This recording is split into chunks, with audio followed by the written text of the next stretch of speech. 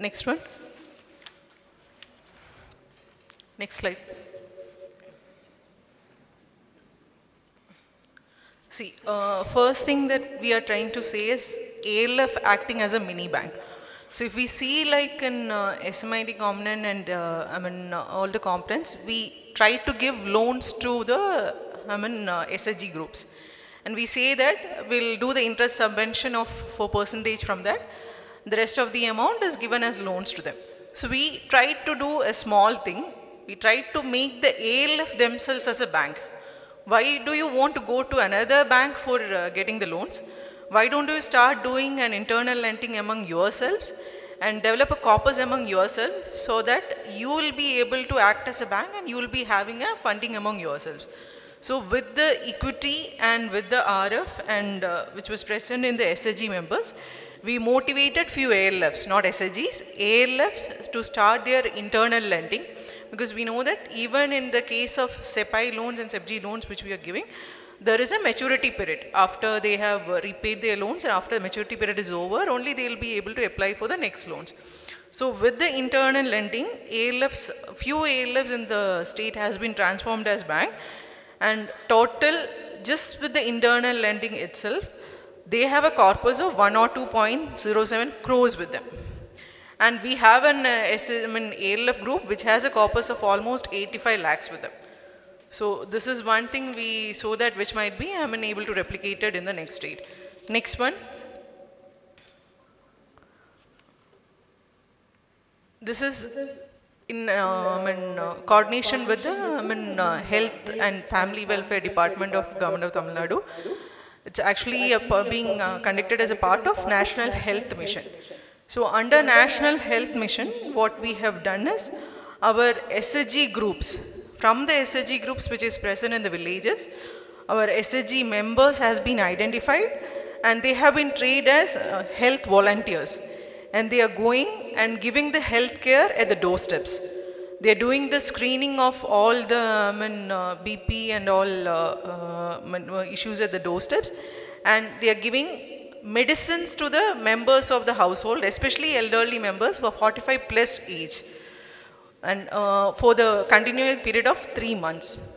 So this has been going on successfully in Tamil Nadu, and through this 2,256 SHG women are engaged, and the budgetary allocation per year for them is 79 crores. So we are giving monthly emoluments to the SHG members who are going to the doorsteps and giving medicines and providing medicines to the family members.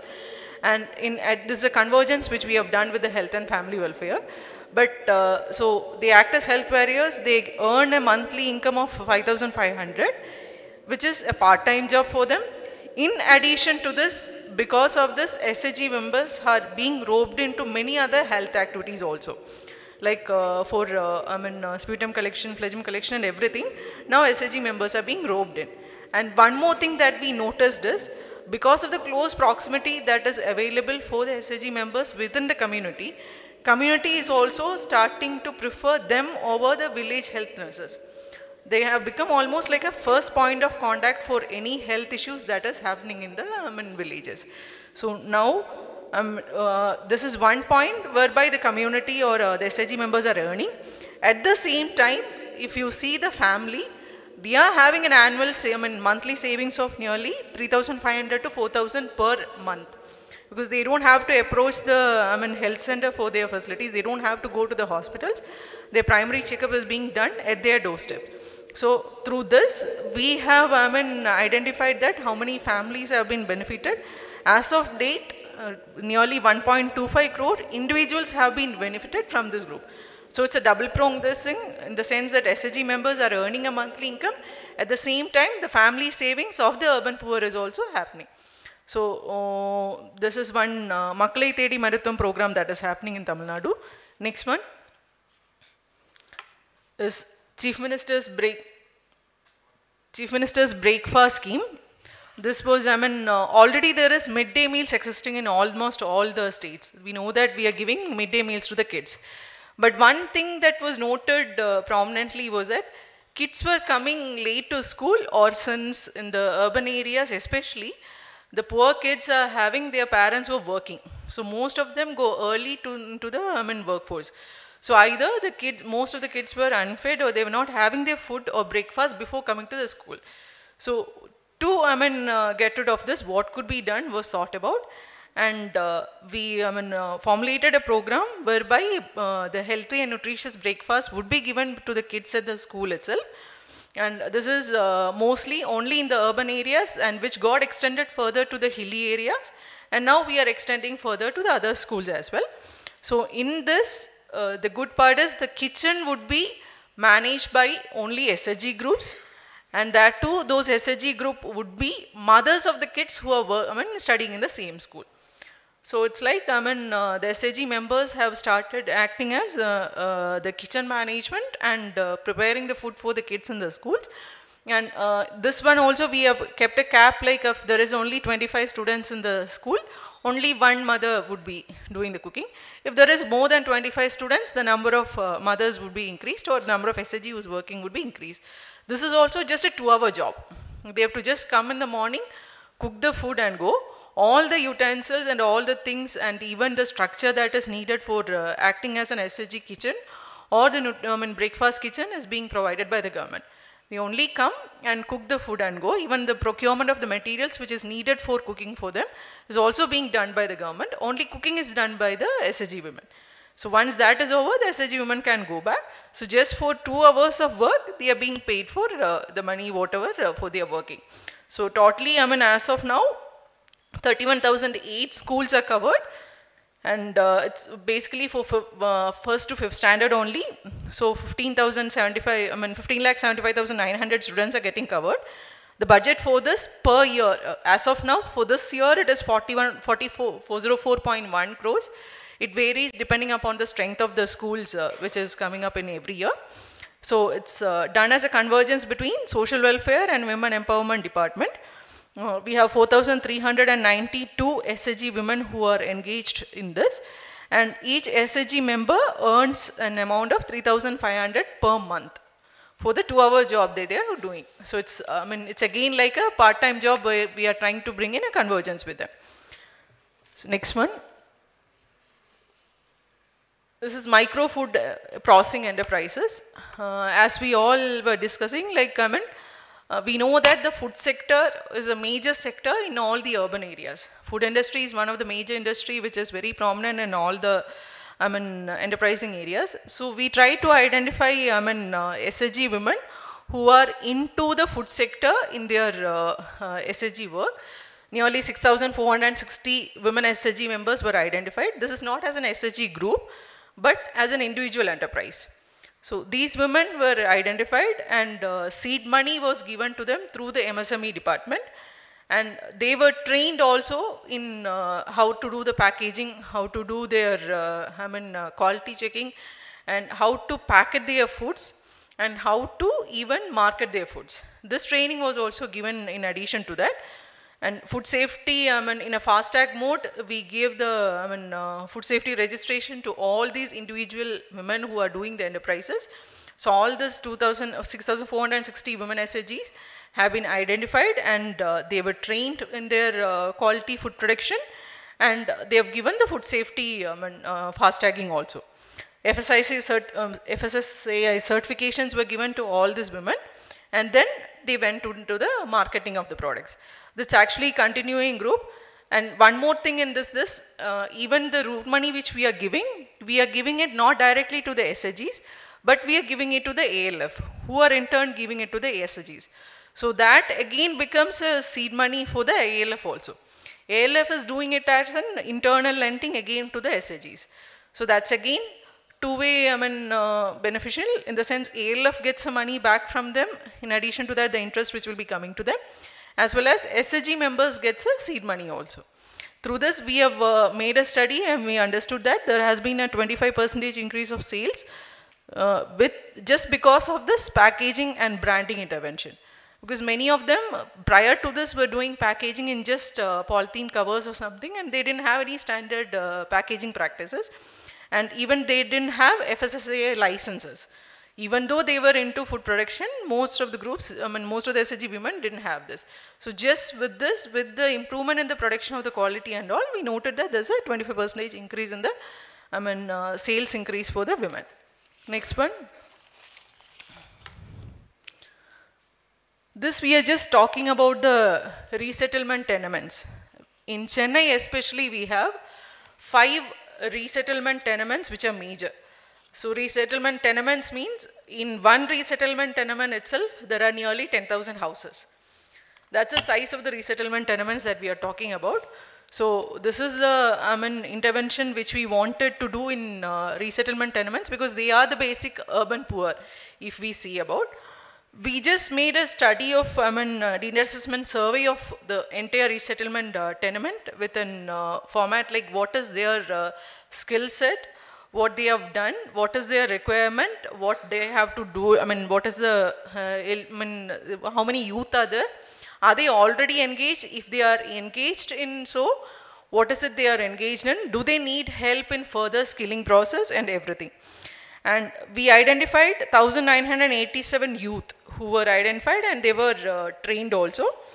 And we did it along with the private partners. If you can see to the right side, we have like all the sectors coming in: Apollo Medskills, Naturals, Adyar and the Bhavan, Rockefeller Foundation, Skyrider Aero Solutions, Women Financial Services. All these were identified as the private partners. And one more thing is, training was not given by us. Training was given by this private partners. So we just identified the skill gap which is present in the youth, mapped it to the private service providers who need that skills, identified them and linked them together. These private providers trained these people who are youngsters in the group, and they have been having a monthly earning for an average of 17,500 per month. So this is an assured monthly earning. They are all employed. So it's like 1,987 youth after this intervention has been employed and are engaged in their job market with an assured earning per month.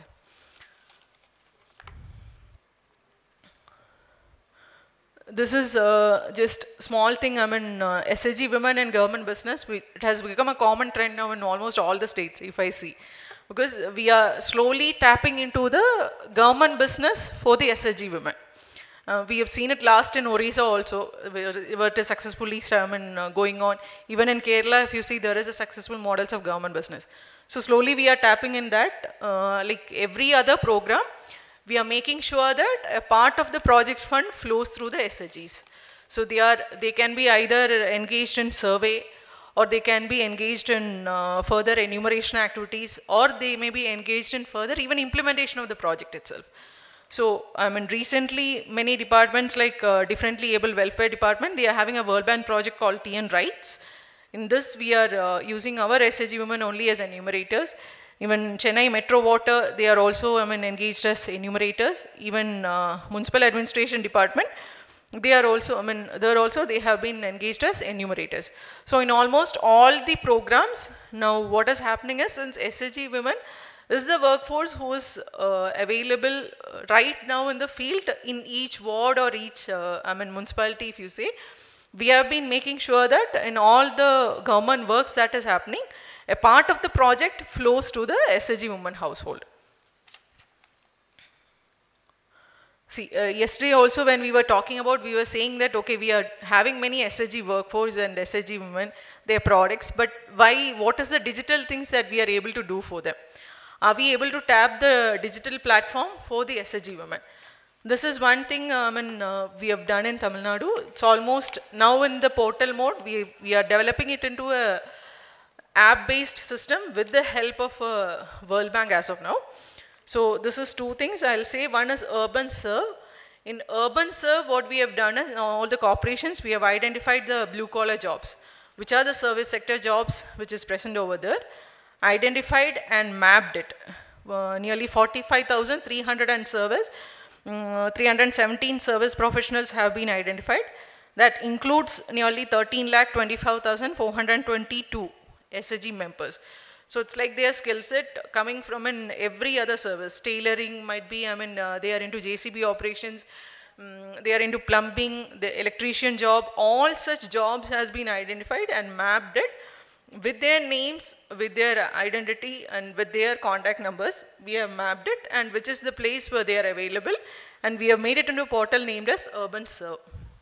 Similar thing as Urban Basket. In the Urban Basket, we are bringing about the SAG products which are done by the urban group alone. So I mean, whatever SAG products is made by the urban groups, we are bringing it to an urban basket and bringing it into this thing. And second, next one is street food vendors of TN and Liva, that we have just mapped them into Urban Eat. Urban Eat is just the, I mean, street vendors who are doing into the food, and they have all been marked into Urban Eat. This lastly, a few of the digital innovations that we want to say. We know that, I mean, we need grading for your SEPI and SEPG loans, that we have formed it to an app. Similarly, rating of the groups has to be done. That we have developed into an app by SSG rating app. And this is MCP, that is particularly with respect to Tamil Nadu, since we have any grievances that is coming, for that we have an MCP app. This is one of the few apps that we have developed. So this is it. Thank you all.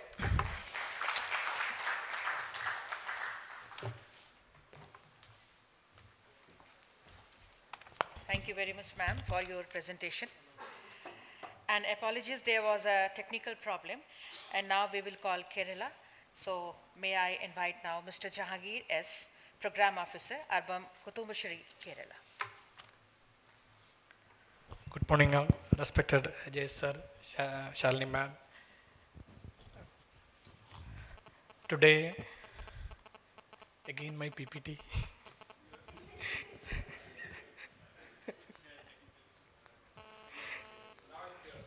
Yeah, today I would like to share a saga of 34,000 women of Kudumbashree and an enterprise capacity of 8,000 plus micro enterprises working in food sector for the last 2 decades in Kerala, and supporting NRLM and the ministry.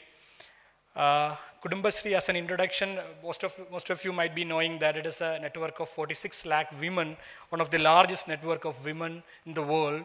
And we, as a mission, a nodal agency for so many central and state government projects like NRLM, NULM, BMA, OSVP, TDGKY, and NRA of almost 20 states, and supporting few countries also. And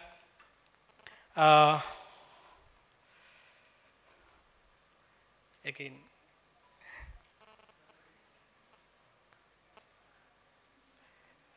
yeah. So almost 20 years back, our story started as the culinary skill of Kudumbashree women. It was getting known to all. It was started a canteen in the cooperative bank headquarters Trivandrum in the year 2004, and the culinary skill was getting famous later. So we thought of organizing them, train them, and make it as a brand. So we formed a brand called Cafe Kudumbashree. Under Cafe Kudumbashree now n number of brands are there, sub-brands are there, like Scoofe, Premium Cafe, restaurant, catering units, pink cafes, cafes on wheels, etc., etc. Almost 8,000 units are running under a single brand. So our USP was ethnicity, purity, and trust. So based on this, we are working, and a tagline was Aditi Devo Bhava, meaning that guest is a God. So we have placed some parameters to be included in this brand, like registration, then health card, then minimum training, PIP, minimum infrastructure, and such kind of parameters we are placing and bring under these units in Cafe Kudumbashree. Ethnic food and each sub-units of what is called our Cafe Kudumbashree have its own specialties, like some are tea shops, some are wheels on food, like that. Some are cooked food with steamed food, like that. Different kind of varieties we are providing.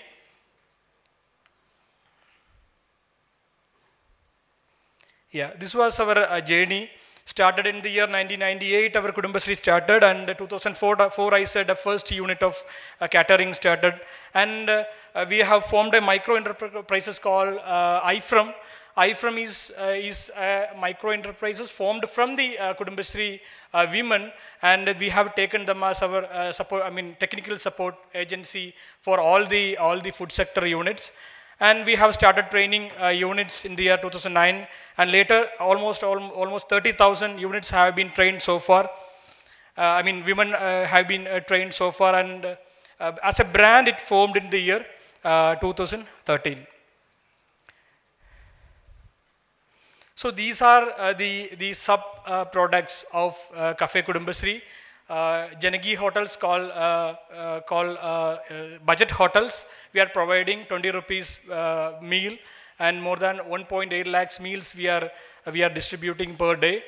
And almost 1,200 Janagi hotels are there in Kerala. That history we will brief how it has came up. And we have catering units. Catering units started while there was a domination of male everywhere in the catering sector. But we have entered and we have more than 500 catering units are there.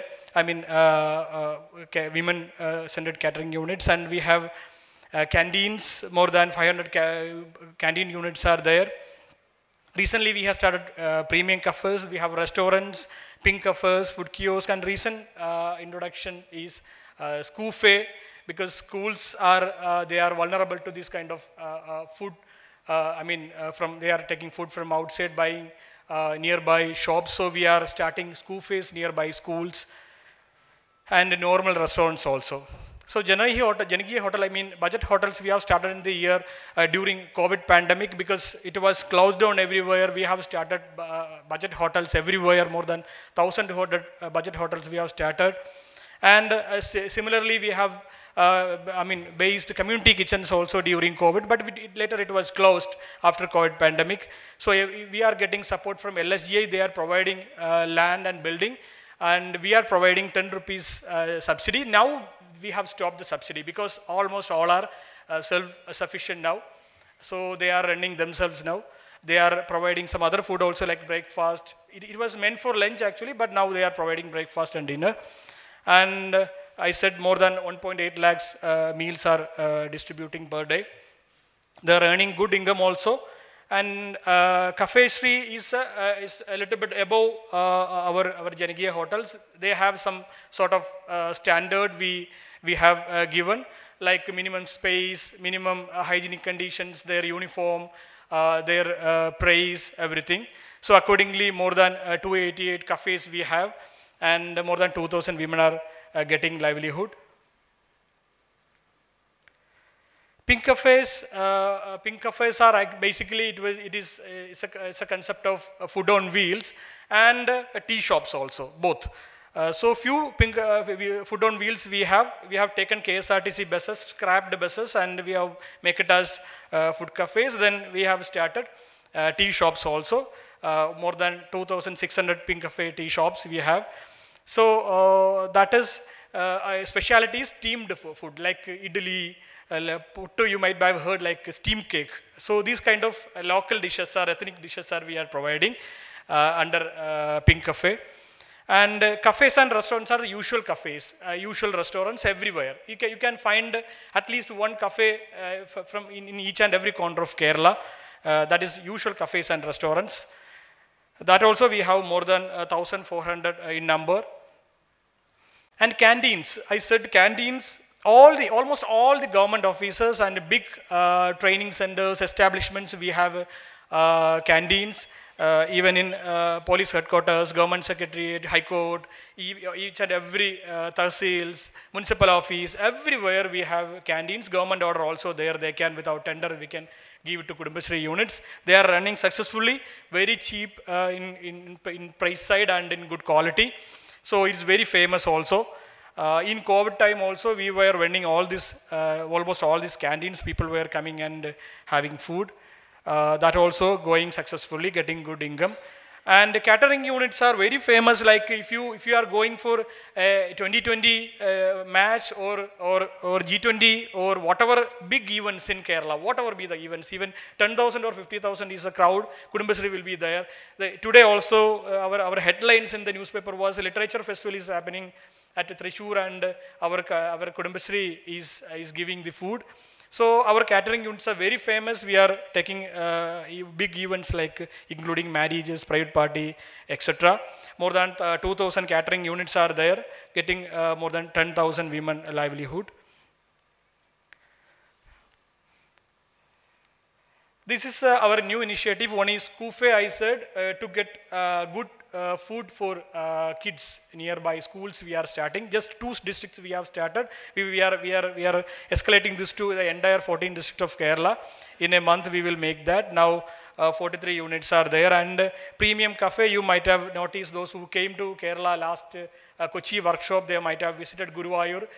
It's a temple city. The first unit we started there, premium cafe. It is a different concept, like air conditioned, good, like a 5-star food you will get.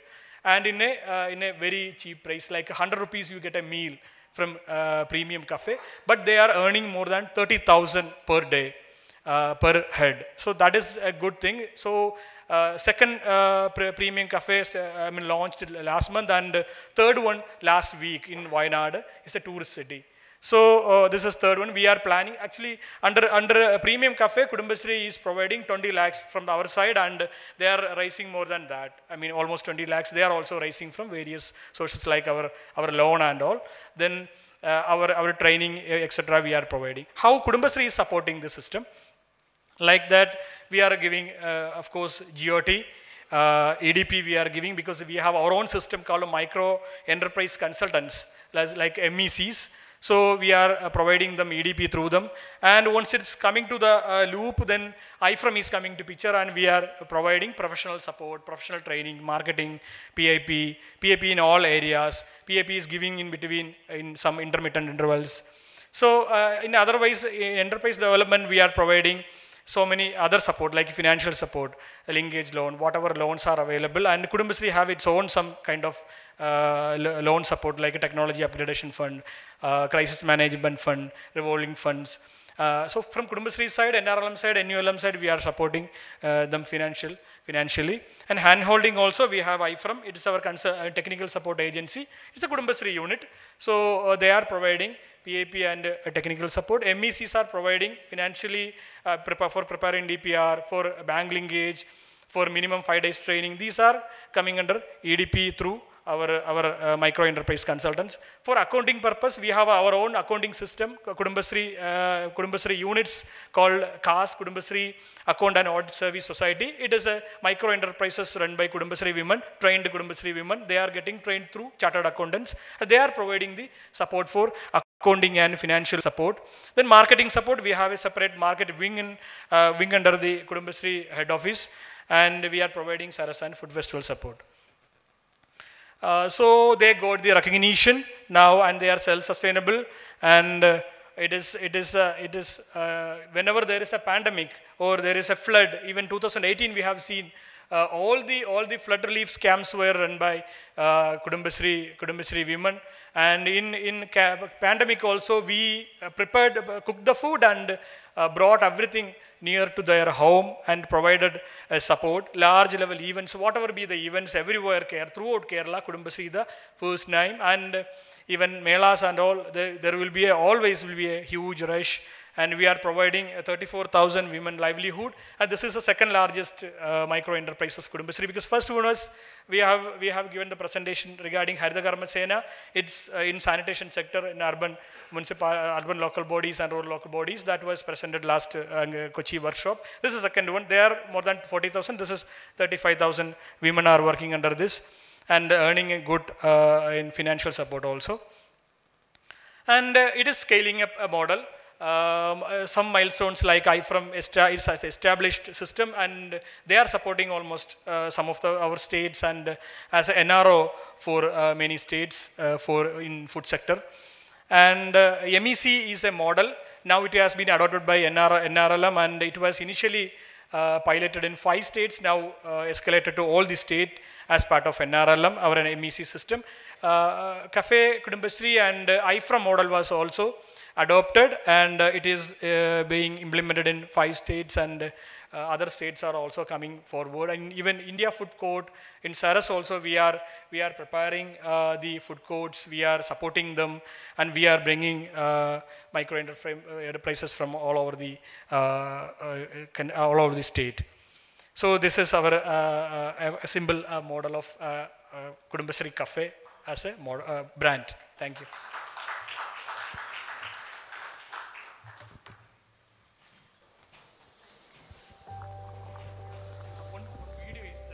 A food service enterprise refers to a business that is involved in preparing, serving, or delivering food and beverages to customers.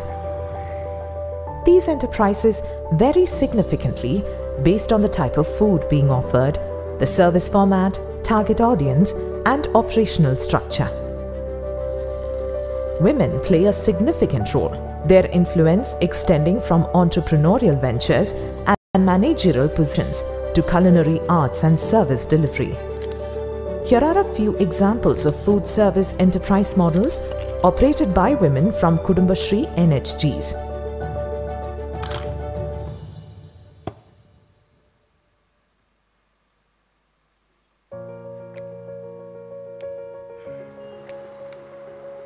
We start with Women's Food Court in Thrissur, Kerala, which stands as a testament to culinary excellence. Here, 6 talented women entrepreneurs unite to create a diverse culinary experience under one roof. Every day, they serve a range of delights to approximately 400 to 500 customers, including tourists, locals, and students, achieving an impressive daily turnover in the range of 80,000 to 1 lakh rupees. Behind the scenes, a dedicated facility management team is overseeing the crucial aspects of operations to ensure efficient service. Located not far from Thrissur town is the Kila Canteen, a fine example of institutional canteen situated in the Kerala Institute of Local Administration. An all-women workforce manages everything here, including preparing breakfast, lunch and tea, for in-house trainings, seminars and government programs, serving a remarkable 500 to 1,000 customers a day. Further to the north is the Samriddhi at Kochi initiative, which strives to achieve the noble goal of a hunger-free Kochi, run by the Cochin Municipal Corporation and spearheaded by Kudumbashree. This initiative provides quality meals at an affordable price of 20 rupees. The outlet serves over 5,000 meals per day. Over 17 lakh meals were served in the last 2 years here.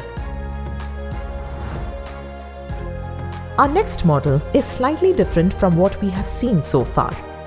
The Annashree Central Kitchen and Catering is not a restaurant-style setup, but a central kitchen serving breakfast and lunch to nearby events and canteens.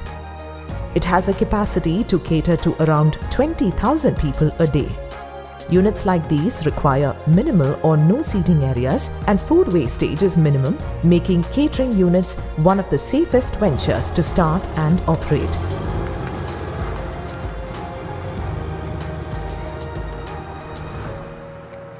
Whilst catering units churn out full-fledged 5 to 6 course meals, our next unit is a much smaller setup. The Pink Cafe of Avoli Panchayat in Ernakulam district is an innovative kiosk model, a temporary structure on the street for local pedestrian traffic. Operated by 3 dedicated Kudumbashree members, this kiosk, with a setup cost of 5 lakh rupees, exemplifies the adaptability and community support that make kiosk models successful. Lastly, we come to the Premium Cafe Guruvayur, the first fully air-conditioned Kudumbashree restaurant. Despite being an upmarket dining establishment with an investment of around 80 lakhs, it continues to thrive, generating a daily turnover of 30,000 rupees, a testament to the professionalism and service quality of trained staff members. Premium cafes stand as a clear indication of Kudumbashree's rapid growth in the food-based business sector and intent to take the food business to the next level. The foundation supporting all these models rests on the Adhiba Institute of Food Research and Hospitality Management. The food service industry holds tremendous potential for generating sustainable income. With the right support and guidance in technology, knowledge and finance, women entrepreneurs can set a successful example in this domain.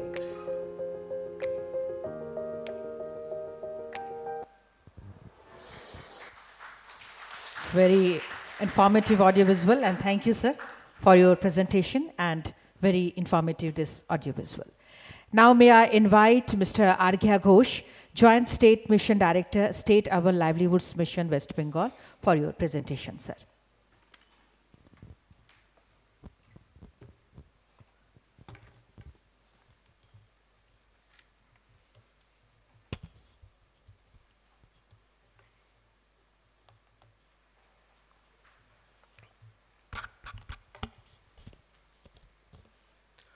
A very good morning to Mission Director Sir, Shalini ma'am, and the other team members of the National Mission, and all my colleagues and friends.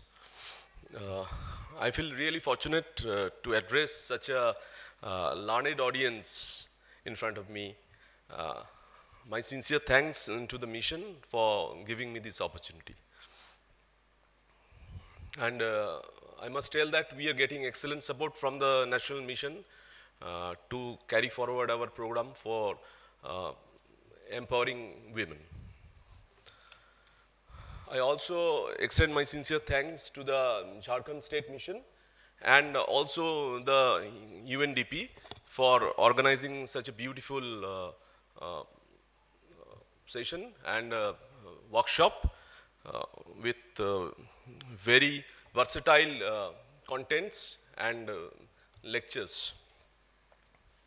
So resilience means strength, resilience means the ability to withstand, and the tenacity and perseverance to take a thing forward, to take a movement forward.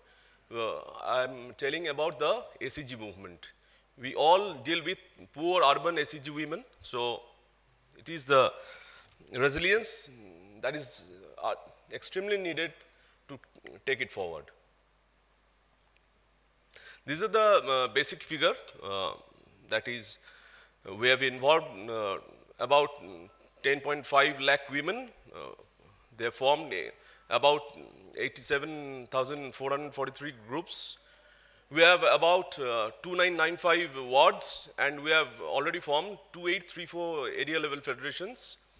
Out of 128 ULBs, we have formed 127 city level federations and 88 CLCs. Although all the CLCs are not working up to the mark, still many of them are doing very good job. As far as the revolving fund is concerned, we have extended rupees 97.9 crore to about 82,000 SAGs and 12.25 crore to 2450 ALFs. We have also taken an initiative from the state government because there is no provision in the framework of NULM to give any RF to CLF. So we have planned for that RF, and we are giving RF at the rate of rupees 1 lakh to each of the CLFs. In case of self-employment program, you can see that about 55,000 SAGs were covered under credit linkage, and about 1903 crore has been disbursed. The maximum token size, I would inform the House that the maximum token size touched rupees 20 lakhs. It's a very good thing for our project and for our say enthusiasm. So in case of ACP individuals, we have disbursed 103.58 crores through banks to 9230 entrepreneurs. In case of ACP groups, 4878 members of 569 group enterprises we have formed, and 16.1 crore has already been disbursed. In interest subvention, 43.71 crore has been disbursed, and in this financial year alone, we have disbursed 12.92 crores to our entrepreneurs. These are glimpses of our workshops with our ACG members, their training, their different field activities, etc. The last one in the rightmost corner, you can see that they are taking training in a hall. In most of the municipalities, we have kept reserved place for their training, a dedicated place. Maybe it is not very big, about 100 square feet or 200 square feet, but we have kept this.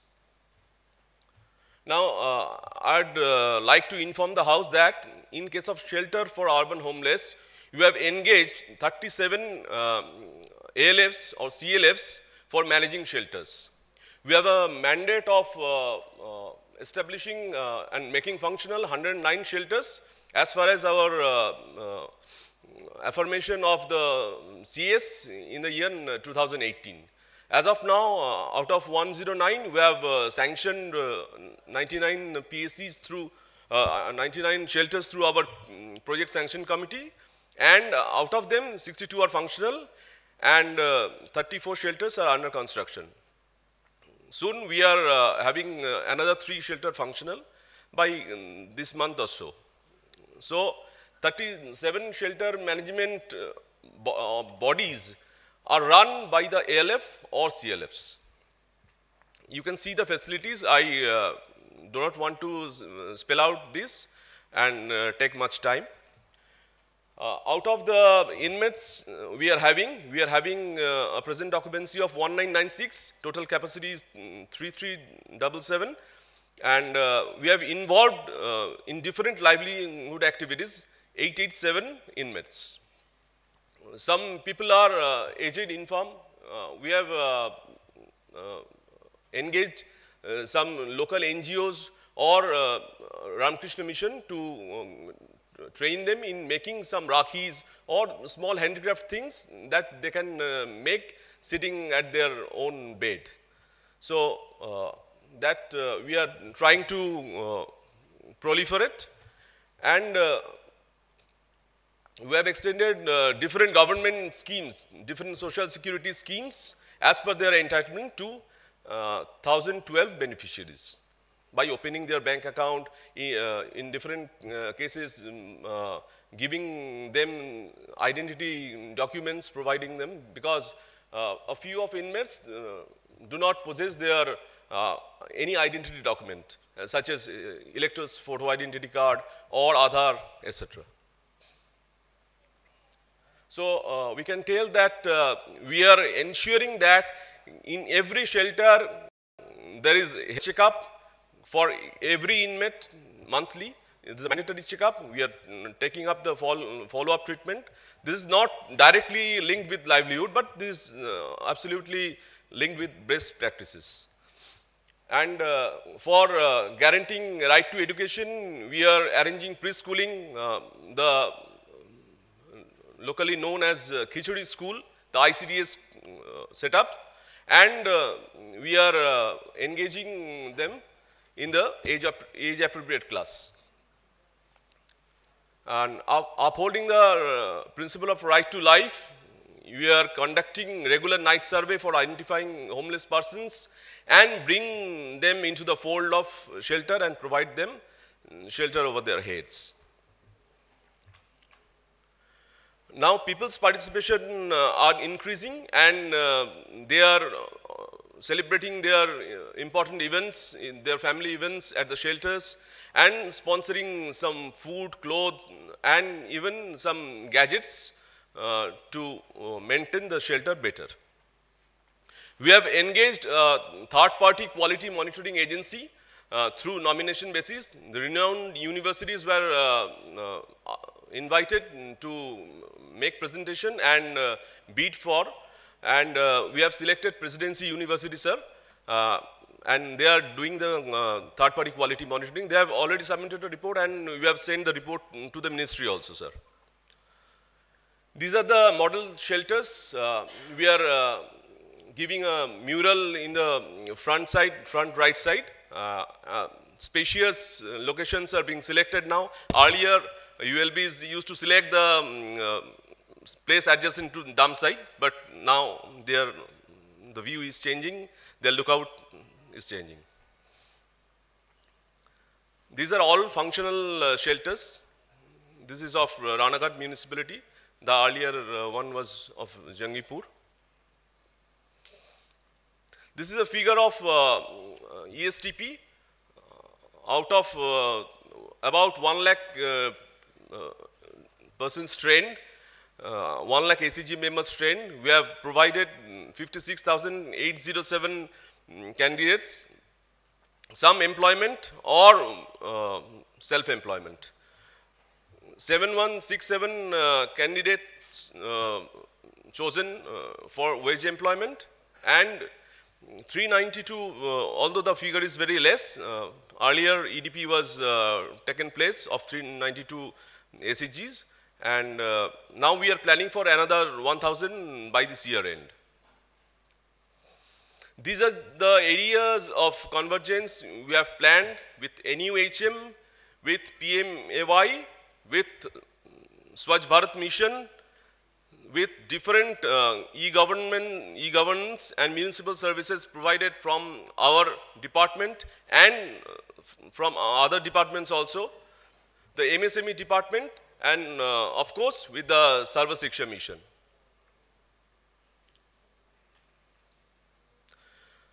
We would like to present as a premier convergence initiative the school uniform stitching project.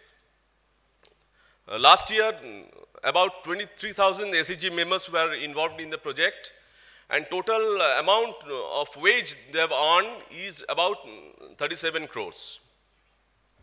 They have delivered uniform to 7893 schools, and about 15.31 lakh students. They are wearing the uniform made by our urban SEGs. This is a statewide project, and this is an initiative taken by our Chief Secretary in the year 2022 that is still continuing. In West Bengal, we have formed about 2,600 SEGs with people from unclean profession or disadvantaged profession. That means mostly with the conservancy worker. We are also planning to have groups with people, specially able people, and persons belonging to the third gender. We have engaged about 105,000 women, SEG women, in Mahila Aragya Samitis of different ULBs under NUHM. They are getting a handsome package in every month. 3,500 SEG members, we have engaged them as Prakalpa Bandhu under PMAY. They are basically motivators. They used to go from one household to another and tell them how to build the house, what should be the area, because most of the cases we see people often remain very ambitious to make a big house and lastly falter. So they are motivating that way and giving some basic technical details about what to do and what not to, and they are activating the geotagging process. The geotagging in 5 stages.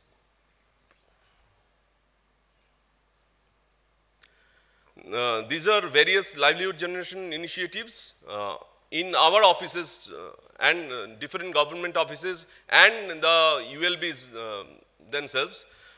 They have engaged 29 ALFs and CLFs for supplying their stationaries. And most of the things we procured in Suda like handicrafts or other small packages of stationeries, we try to collect them from SHGs and we pay SHGs or ALFs or CLFs as the case may be. 39 ALFs, they are running canteen at ULBs and different government offices. We need to extend this to the maximum extent possible, and we are targeting that each of the ULBs, they should have their canteen run by their own SHGs or ALFs or CLF. And they should also cover the government offices, approach them for engaging their SHGs in different activities. Mainly, we need to focus on supply related activities because in works, the SHGs will not be able to perform very well because in civil, there are civil contractors and electrical contractors, they are doing that part.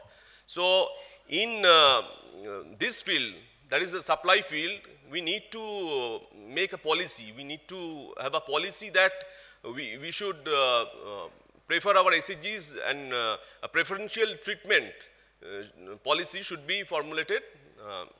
Thus, we may engage more and more number of SHGs, and some work, say 25% of 30% of supply work would be kept reserved for them. There may be some bidding or tendering. The bidding will be within the SHGs, within the ALFs, within the CLFs, and not beyond that. So, 143 SHGs are running their own food stalls in different ULBs in different areas. 11 ALFs are running canteen in different government hospitals. In big hospitals also, they are running. 28 product outlets have been opened in different ULBs. We are having 128 ULBs, and we are planning to have at least 60 outlets within 2024-25. 4 ALFs are running cafeteria in 4 ULBs successfully, and they made business in 2023-24. As of now, they have made a business of rupees 36.23 lakhs in Asansol Municipal Corporation, in Bishnupur, in Banshberia, and Halishore, named after different Didi's Heshel or Didi's Kitchen, etc. These are the activities, field activities. You can see they are working after taking ESTP training. She is working as paramedics.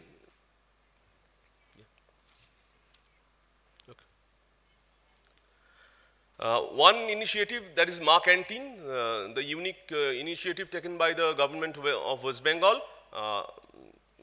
The government is providing almost free food, of rupees 5 to poor people.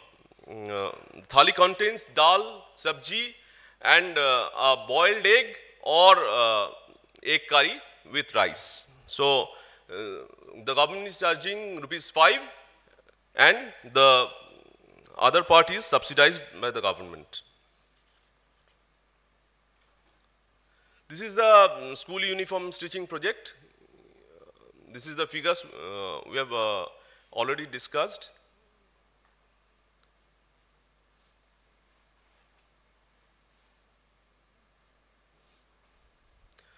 This is the partnership model while implementing the school uniform project. MSME procured and distributed the fabric. Panchayat and RD being the nodal department, as their SHGs were also involved in rural parts of West Bengal.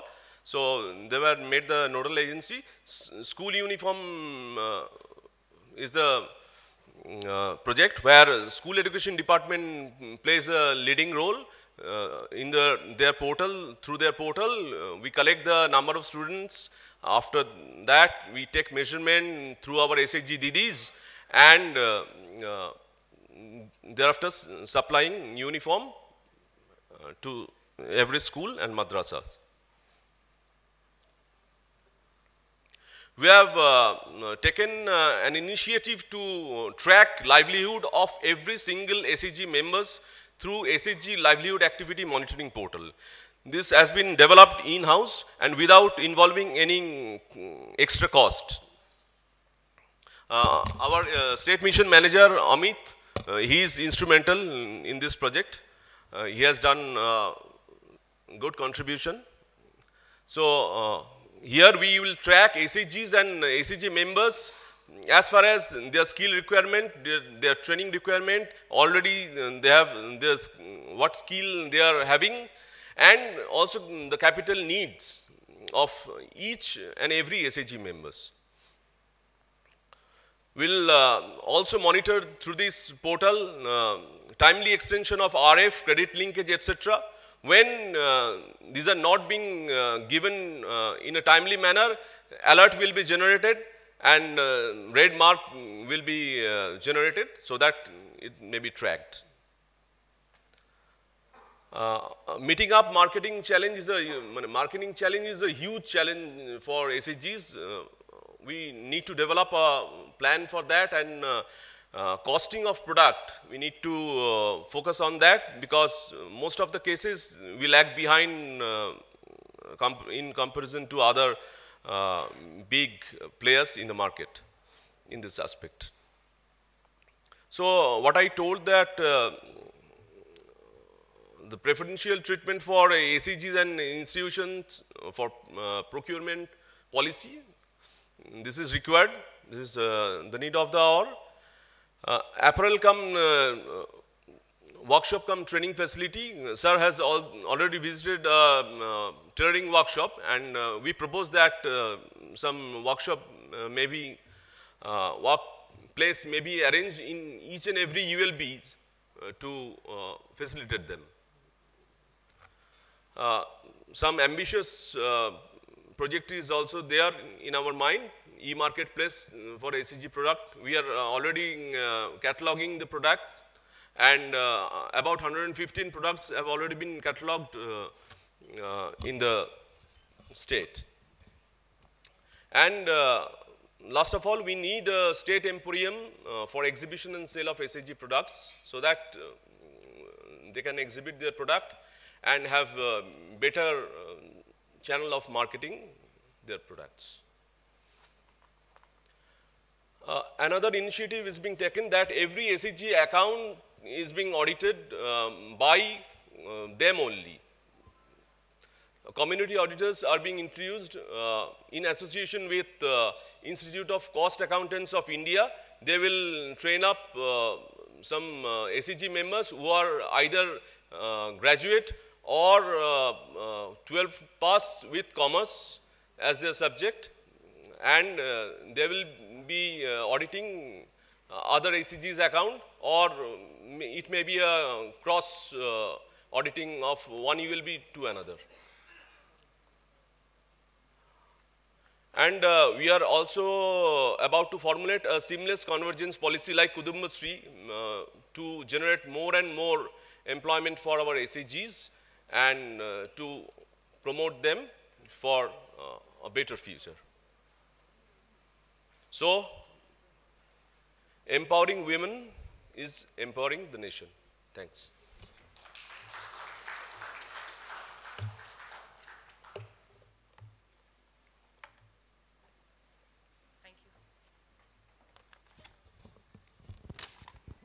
Thank you very much, sir, for your presentation.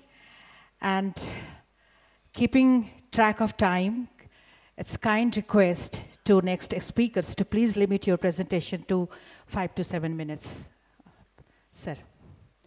So, may I invite now Dr. Vivek Trivedi, Social Development Officer, State Urban Livelihoods Mission, Chandigarh, for your presentation, sir. Thank you. So please keep our video first so that, I'll save time. Honorable J. Sir, Rahul Kapoor Sir, Dr. Shalini Pandey Ma'am, Vipin Sir, Madhukar Pandey Sir, we owe a great thanks to you for, inviting us and giving us a platform to Chandigarh to share our practice. And we are with a case study which we learn from other cities and other models also. So we have practiced in Chandigarh. So we are here with this. Please play the video.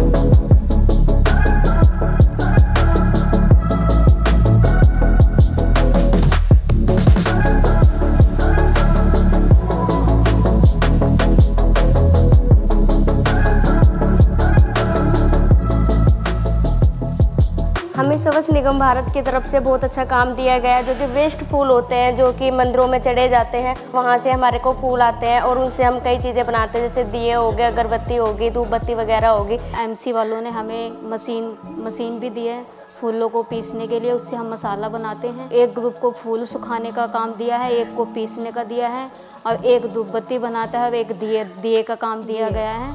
हम MC वालों को बहुत ज़्यादा धन्यवाद देते हुए हमें आज पता चल रहा है कि मतलब हम कई चीज़ें जो वेस्ट होती हैं उसको हम यूज कर सकते हैं, कुछ बना सकते हैं उनसे।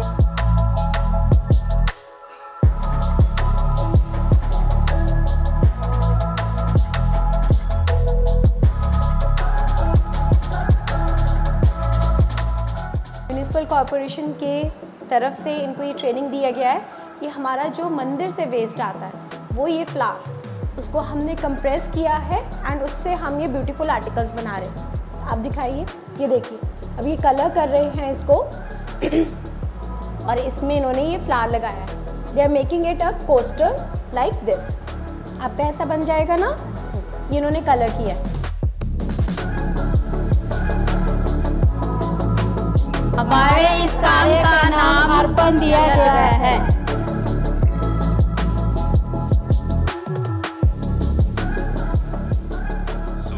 Initiative which Municipal Corporation Chandigarh has started in partnership with civil society organizations, with religious organizations, and this is basically based on one of our SDG 11 sustainable cities and communities, which we have kept in mind throughout.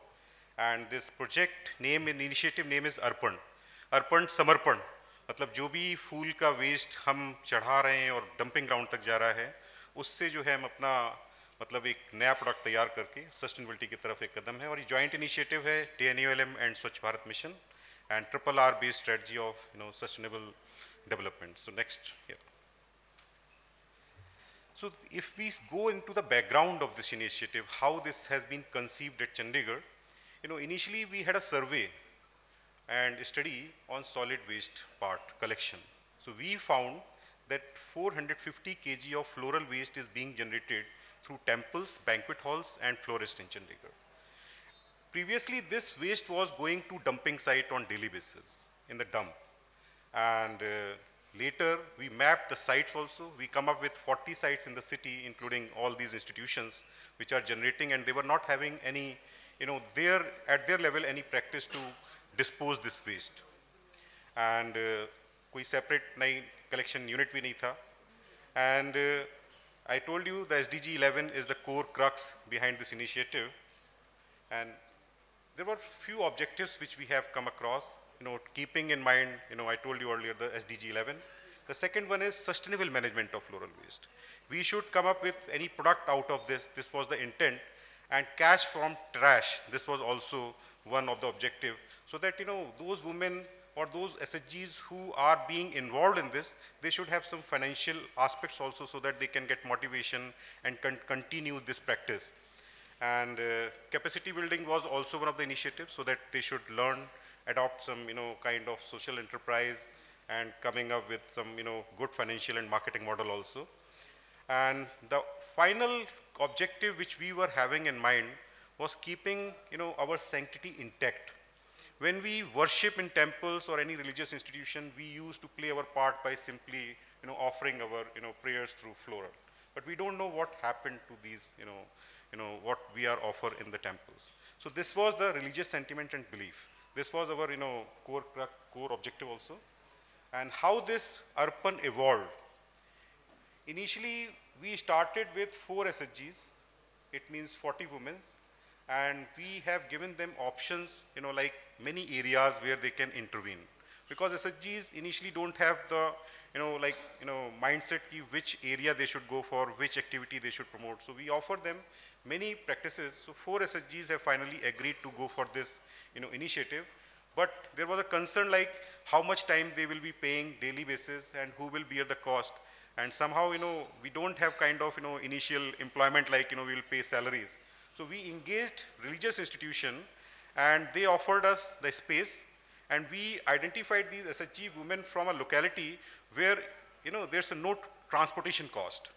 And this religious institution has also offered us support in the form of daily, food, prepared food for these. So lunch and, 2 times tea or, refreshment were made available by religious institutions so that these women continued this. Because initially there was no, kind of, outcome, financial outcome. And how will you motivate them to keep, sustain this practice until you have some financial, outcomes? So we utilized revolving fund as well, like 40,000, 10 SHGs, 4 SHGs and 10,000, so 40,000 was the revolving fund. And microcredit linkage also. So it was of 2.5 lakh. It actually helped in, making some initial investment, which required like, some raw materials, packaging, some consultations also with, those who are having expertise. And we take help from YouTube initially. And YouTube, and women also used YouTube channels, how these things are, because it's a formula. Market में जो अगरबत्ती आ रही है उसमें धुआं निकलता है, charcoal होता है ना, ब्लैक धुआं जाला भी हो जाएगा. So we take from YouTube's and we invited one NGO also to go for 3 days session for them. Initially, they gave 3 days capacity building, how to evolve this, how to prepare, what are molds, how they can have their own molds. If you have seen the video, you'll find, custom-made molds from PVC pipes. So this is how they initially started. But when we were having the final product for the first time, we gifted. Municipal corporation procured, we gifted. But we come up with, some negative impressions, some comments. Jal nahi rahi hai, puri machis khatam ho jati hai. Then we persuaded everyone, this is the initiative, at least this much floral waste, was not into dumping site, so we'll work on it. Luckily, we come across an advertisement in Times of India from FFDC. It was a MSME institute in Kannauj in UP. So we contacted them and we got a customized training program for them for a week residential program. So we've sent our SHGs to Kannauj and they stayed there and they met there, the founder of Cycle Agarbatti also. People from, those who are the market players, they actually were there. So they were inspired and they got certification also from them. And they got connections from the people who are supplying raw materials in, abundance, thok mein. Earlier in Chandigarh, it's a costly city. So making, raw materials like jadi booty, which are very costly affair. So initially there was no profit and no, outcome. So there was not positive impact. So once they were from, graduated from Kannauj, it make a miraculous transformation. And packaging, sustainable packaging, impactful packaging, so that it can compete with Fool from Kanpur in UP. Fool is another, such brand, they are commercial. So this is how we come up with this, and Arpan brand is, it was after a lot of consultation and, deliberations from our mission director, Ananta Mitra ji, and stakeholders, what brand name shall we go for? So finally, Arpan was the final name, and it was launched on 1st October 2022, and this is how evolution took place for Arpan. So this is, I've already shared, it's a 1-week training, and the training was on incense sticks, dhoop batti, havan samagri, samrani cups, and perfumery. So we have not initiated perfumery, but we are in pipeline to go for perfumery also. And those SHG members who have attended this training, they are the now master trainers. They are now training the other women that how they can get involved and how can this Arpan be escalated to another level. And I told you in, my initial slides that partnership was initially with Shirdi Sai Samaj Trust. And the best part of this temple is they have very good, rules, you should say, or, ground rules for worship. You cannot, use water, you cannot use sweets, you cannot use any oil. So simply you have to, offer the flowers. So that's the best quality flower which we could get from Sai Temple in Chandigarh. And we are also trying and communicating with other religious institutions and their heads so that they can adopt such practice so that they cannot embed it, other things into flowers.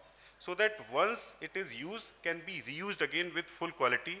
And this is how we are opening. And I told you this. And now temples are coming up with support in marketing also. We have persuaded first this temple so that, our products can be displayed in their temples. So we made a campaign with this temple only, and it was successful. In addition, yes?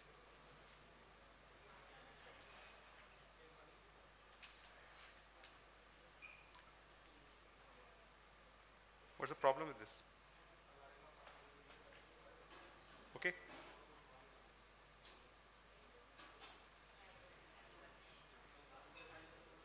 Yes. And in terms of handholding support, we are providing on daily basis for 501 days as on date to these SHGs, and regular pickup from temples and giving floral waste to SHGs. And first order, we have first procured, from these SHGs. So that, it is our experience that while in SHGs, if you don't procure, if you don't purchase, then, they don't get motivated. And why will others buy? So we made first, procurement order from these SHGs, giving them confidence. And these are showcased always in every, fete, which are very popular, like Chrysanthemum Show, Rose Festivals, and other exhibitions like CIA exhibitions or PhD Chamber of Commerce exhibition. Even Deputy High Commissioner of UK have also hosted exhibitions, so we have gone there also. And now this product is showcased under Praramb. Praramb is another such initiative, which is, an umbrella initiative encompassing the products from all SHGs, and it's a sustainable store in Sector 17, Chandigarh now. And we have gone to other states also, like in Karnataka, we have displayed, one national youth festival also. So this is how we are moving, and there's a problem with this.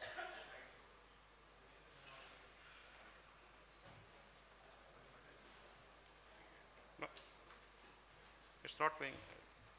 Sir ये दबाना है, हाँ, ही दबा रहा हूँ. ये नीचे वाला आ जा रहा है, इसमें स्लाइड चेंज हो जाती है. ऊपर वाला. And very recently, we have sent a box of Arpan products to, during the launch, during the inaugural of Ram Lala Temple in Ayodhya also, through our Governor Sahab. And if we ask what impact it has created, in the social development domain, so I'll cite here environmental and social and economic as well.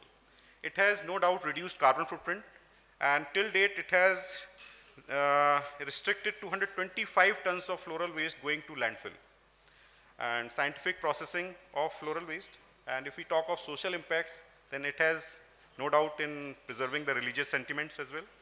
Livelihood creation with dignity, I'll add. and confidence building to urban poor. This has given them confidence to have their social enterprise. Otherwise, SHG members generally do not have that confidence to run an enterprise. Additional income support and improved standard of living. This is social impact which we'll cite, and economic in terms of like 40 women are involved. Till date, 6,000 boxes have been sold, and 1,37,500 total sticks if you take it in statistical figure, cones and cups, and 6.2 lakhs profit within first 6 months. This was the major, milestone, which we have achieved after the first, production unit. Because in the first one we were discouraged, how will we meet the market, standard, and how we will selling that. And in all, 8.6 lakhs of total sale till date. And if you talk of per capita, per profit member is 13,050 rupees. This is, which we have calculated. And this is, I have already shared, our Governor Sahab has gifted Arpan to, Ramlala temple and this is picture gallery. You can see, and thank you very much.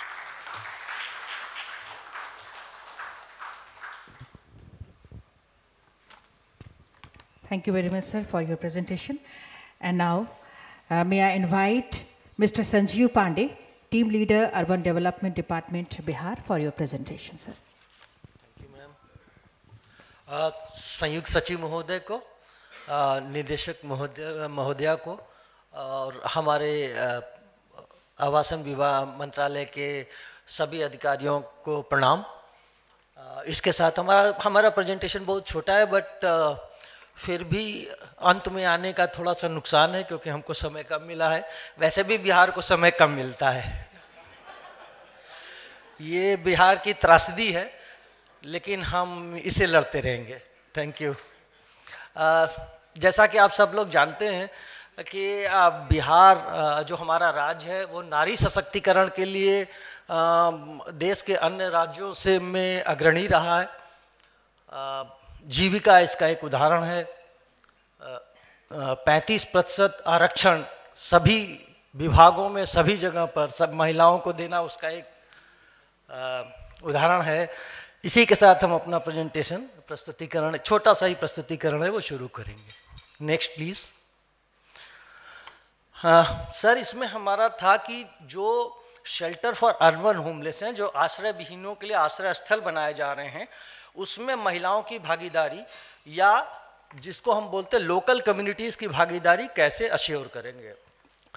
अभी तक हम लोगों ने 127 आश्रय स्थल sanction किए हैं जो कि NULM के थे, जिनमें से 110 फंक्शनल हो गए हैं, और अगर इनको देखें तो ये करीब 70 जो निकाय हैं उनमें फैले हुए हैं। Next please. जैसे कि हमारे पहले वक्ता ने भी बताया, previous speaker has also told you what are the facilities which are available in the Bengal. I think these all facilities are there, except the addition is mosquito net and crèche. Most of the urban homeless were not coming to the shelters because in the night they would not be able to sleep. Why? Because there were so many mosquitoes. तो इसके लिए हम लोगों ने sir मच्छरदानी का किया, और सभी जगह पे सभी बिस्तर पर 2-2 मच्छरदानी का प्रावधान किया। और इसके साथ साथ ही अभी हम लोगों ने एक नया जो चलाया है वो क्रेच बनाने का चला है कि जितने भी हमारे आश्रय स्थल हैं उनमें एक क्रेच हो। और इसके लिए हम लोग मोबाइल क्रेच नाम की एक संस्था है जिसके साथ सर हम लोगों ने we have collaborated with them and they have already open one of the shelter, one of the creche in the Patna shelter, and that is a beautiful creche. ये कुछ फैसिलिटीज़ हैं सर जो वहाँ पे हैं। नेक्स्ट। ये सर पिक्चर गैलरी है, हमारे जो आश्रय स्थल हैं उनकी तस्वीरें हैं, उनके चित्र हैं। हमारे में हमने उनको कार्यालय प्रदान किया हुआ है, और वहाँ पर क्रेच भी है, वहाँ पे किचन भी है, and it's a full fledged सभी सुविधाओं से युक्त आश्रय स्थल हैं। ये G+2 हैं। नेक्स्ट। सर जो आज का main what is the main component which I wanted to emphasize upon, वो था सर कि कैसे हम लोकल कम्युनिटी को इसके जो आश्रय स्थल है उसके मैनेजमेंट में शामिल करें।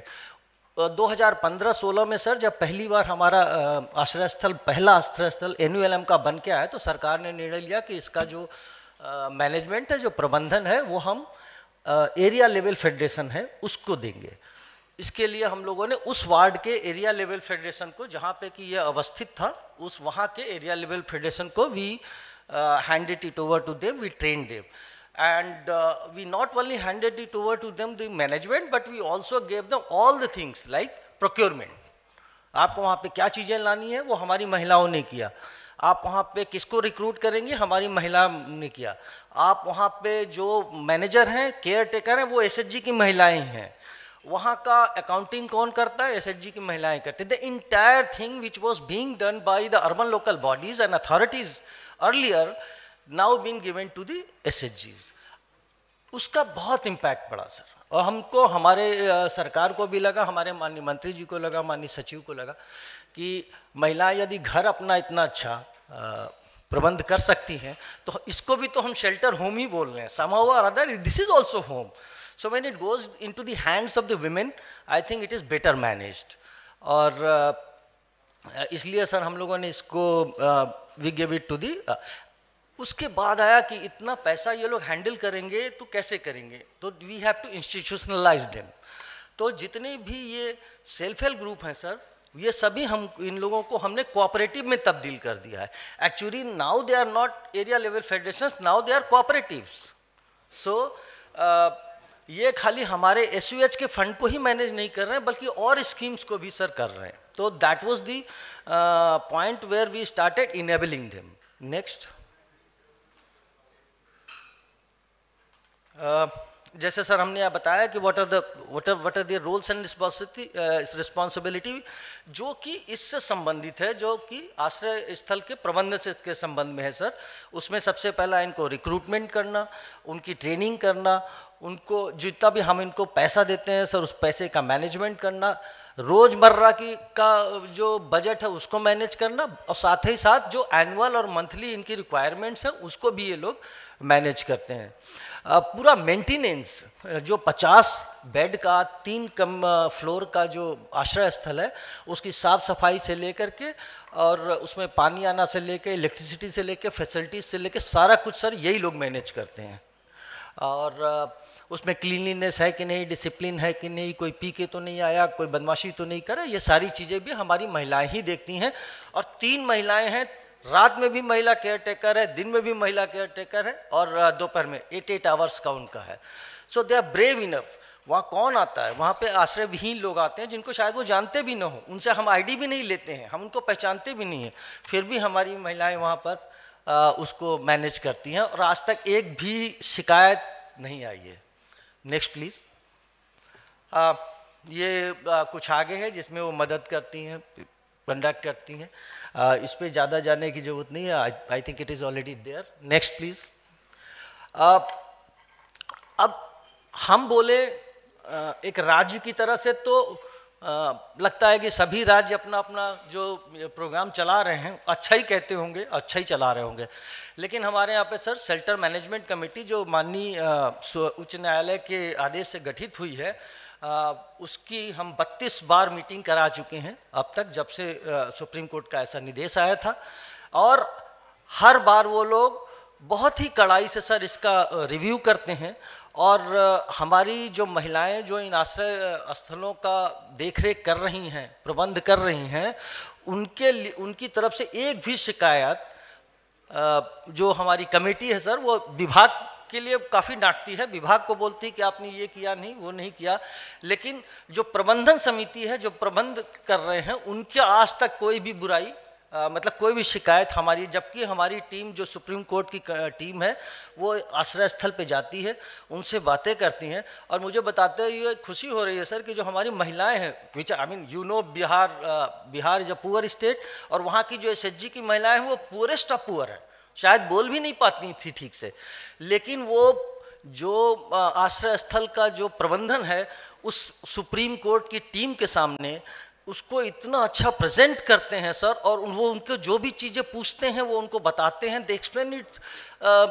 इतना एक्सप्लिसिट उसको एक्सप्लेनेशन देते हैं सर कि दे आर वेरी हैप्पी। सो और जहाँ तक ये तो रहा सर प्रबंधन की बात, it is also promoting a lot of leadership amongst them. So now some of them have become ward members, some have become the members of the pact, some of they are into political scene। तो खाली ये ALF जो कि आश्रय स्थल का प्रबंधन कर रही थी, वो खाली प्रबंधन में ही नहीं रही, बल्कि वो अन्य क्षेत्रों में भी अपना अपना भागीदारी देना सुनिश्चित कर रही हैं। नेक्स्ट ये है सर फाइनेंशियल, एक साल में तकरीबन जो हमने खाली अभी ये इनको दिया है कि इतने पैसे का तो खाली वो जो हमारे को एनुअलम से मिलता है उसका प्रबंधन कर रही हैं। इसके अलावा तकरीबन 12 लाख रुपए, 12 से 14 लाख रुपए हम अन्य योजनाओं का देते हैं, और 4 लाख रुपए जो मेंटेनेंस फंड होता है जिसमें कि पुताई है यह सब, वो अलग से देते हैं। तो every SHG this ALF is managing around 20 lakh rupees का फंड वो मैनेज करती हैं, अपने से मैनेज करती हैं, अकाउंटिंग वही करती हैं।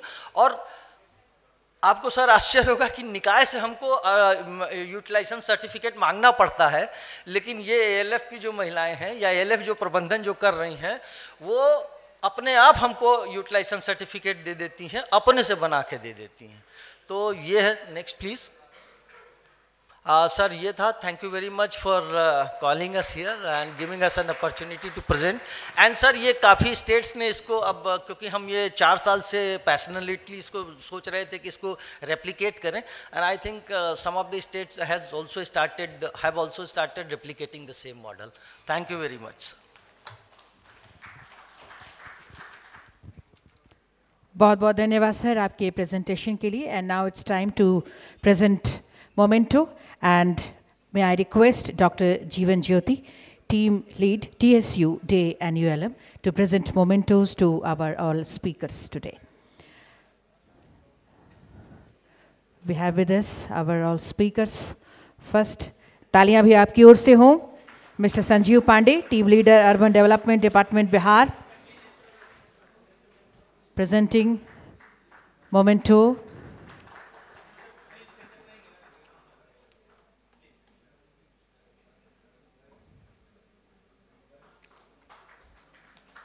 Dr. Vivek Trivedi, Social Development Officer, State Urban Livelihoods Mission, Chandigarh. We are presenting mementos to our speakers of this session.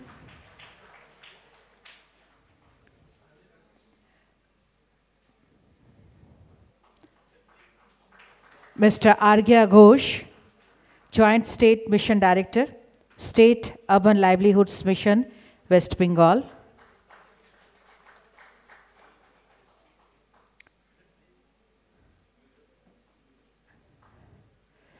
We have with us as a speaker Ms. Shreya P. Singh, ma'am, State Mission Director, State Urban Livelihoods Mission, Tamil Nadu.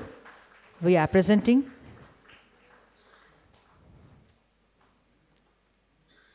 And now,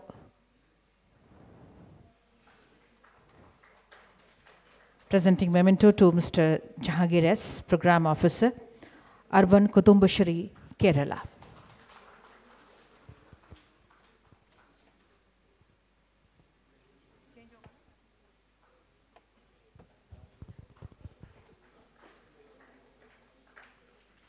So thank you, sir, and thanks to all of you. Please take seat below the dais. Thank you, sir.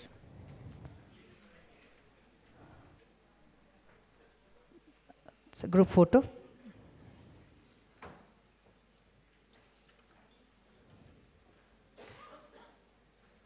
And after this group photograph, we will arrange our dais for the next plenary session.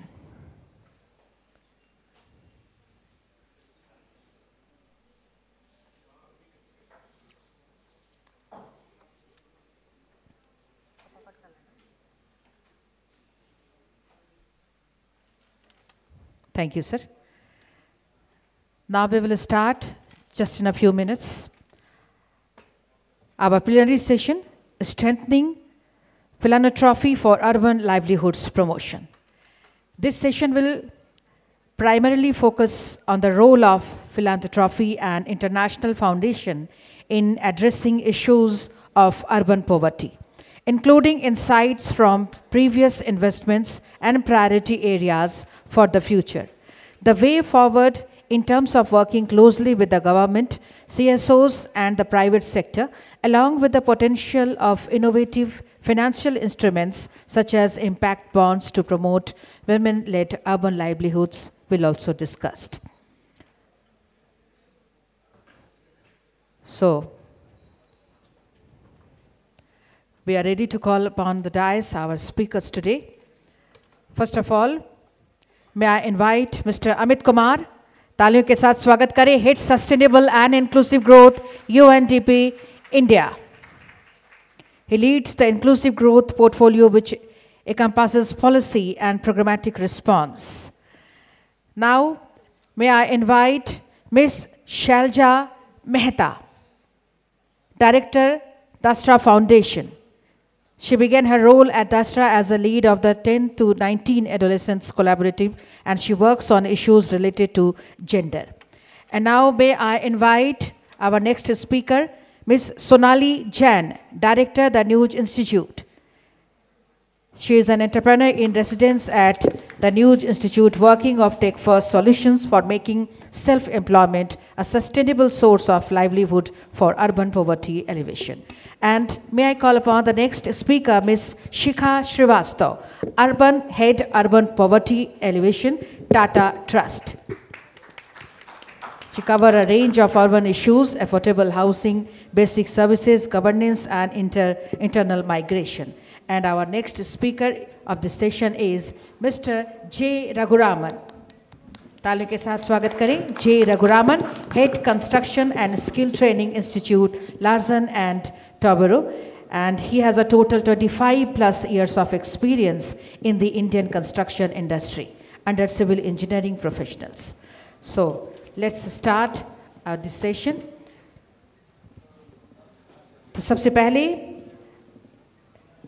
मैं आमंत्रित करती हूँ, may I invite Mr. Amit Kumar, Moderator, Head Sustainable and Inclusive Growth, UNDP India, to please moderate this session. Thank you ma'am. Good morning, नमस्कार. आप लोगों ने agenda में देखा होगा हमने थोड़ा सा फ्लिप किया है, and thank you Rahul ji and Jinal for agreeing to that. Basically I think the panel that you see sitting with me have come from all part of the country. So we have speakers coming from Bombay, Bangalore, Chennai, and therefore some of them have their early flights.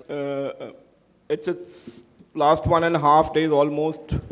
The whole focus of our deliberations has been around more from, let's say, if I can use the term, public lens or from the government lens, right? And even today's session, when we were looking into the best practices from the states, I think except the state of Tamil Nadu, where I saw the mentions of private sector partnership, I couldn't really. And this session is important from that perspective कि जो काम हम कर रहे हैं, of course, काफ़ी अच्छा काम कर रहे हैं, but how do we try to look the whole emerging space? और कल भी इस बात की चर्चा हो रही थी एक सेशन में कि financing की from where does the finances come, right? Of course, the government is putting lots of money, but what are the other sources, other instruments where when we are trying to create an inclusive city economy for the urban poor, what are the different instruments and different potentials and partnership that we must be aware of and we must be kind of looking to tap. Can I request that, I know that you have been listening to deliberations, so you might be a little bored, but I think the speaker here deserve a little bit of attention, and so therefore please pay attention to what they have to say. I'll just start with some quick facts for us to really keep note of. Right, if you look into the whole philanthropic and CSR investment, and philanthropic basically includes different form if you look from the larger perspective. Of course, there is individual philanthropy, the high net worth individuals, we have the national and international foundations. Then India is a unique country where you have the legal provisions of the CSR. Corporate social responsibility की जहाँ तक बात होती है, 2% of the profit, net profit, of companies of a certain size and certain turnover has to spend on the social development sector.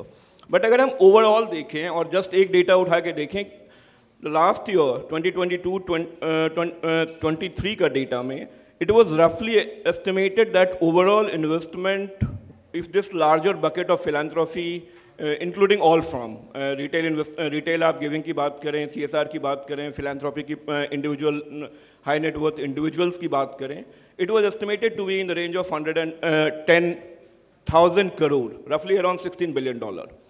So it's maybe small in terms of when you try to look it from the government spending, but it is a substantial amount of money which is being spent by the private sector on social development issues. और अगर हम GDP के numbers में देखें तो roughly close to 0.5% of India GDP is, its exact number is 0.44%, is something that is being spent from the private sector on social development aspects. So that's one factor for us to really keep in mind. Second, it's also something that's growing roughly in the range of, depending upon which particular sub-theme that you choose, anything from 11 to 15% kind of thing, it has been growing continuously, right? And few other facts before I invite my panelists is spending of the private sector philanthropy money, if you look, there is another interesting phenomena that's 80% of this money is being spent in 10 states. And these 10 states are basically the states which are economically more advanced. So whether you talk about, if you look at the figure of Maharashtra, Karnataka, Tamil Nadu, and those kind of states, then 80% of this money goes into these 10 states, not the states which,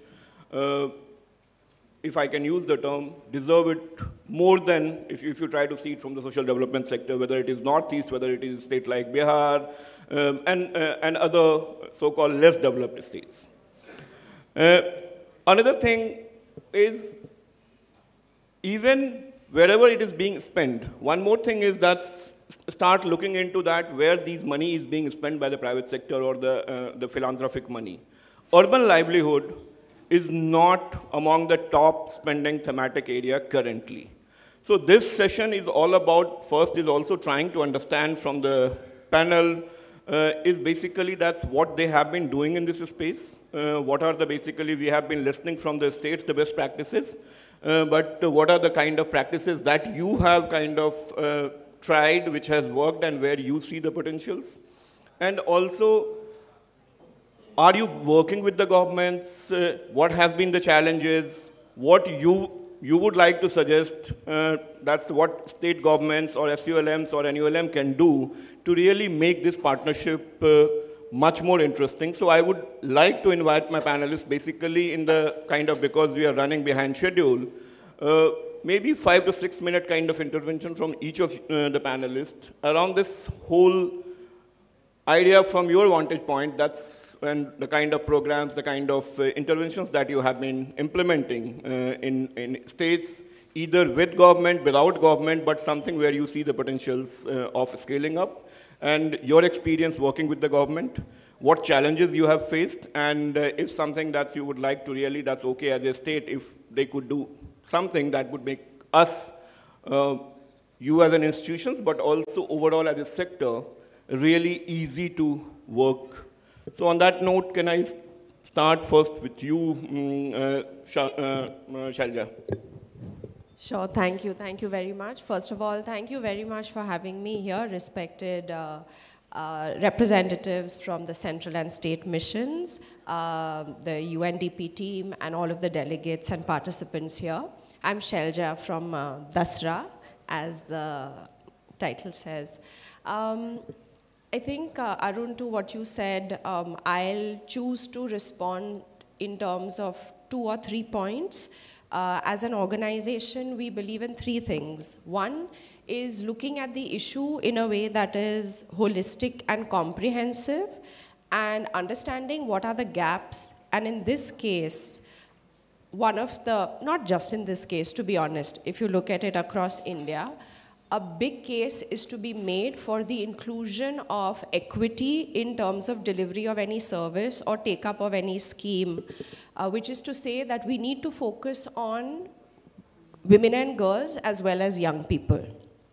Specifically, and in a way that is not just instrumentalizing them to say because of them it will add to the GDP, but also respecting their basic kind of rights as citizens. Secondly is to say that let's explore the concept of, this is not a technical term, but PPCP, right? So we know what PPP is, public-private partnership. But if you put C, it's community as well, which is to say, yes, there is public, then there is private, but we also definitely need to include community. So aapke kaam mein it could be W instead of C, which is women. It could be Y instead of C, that is youth. Jo bhi aap le le.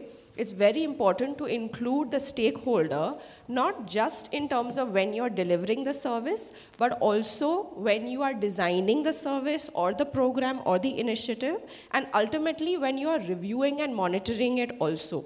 Pure process mein, if you include them, you're automatically ensuring success and sustainability. And third piece is the role of, like you said, Arun, philanthropy, right?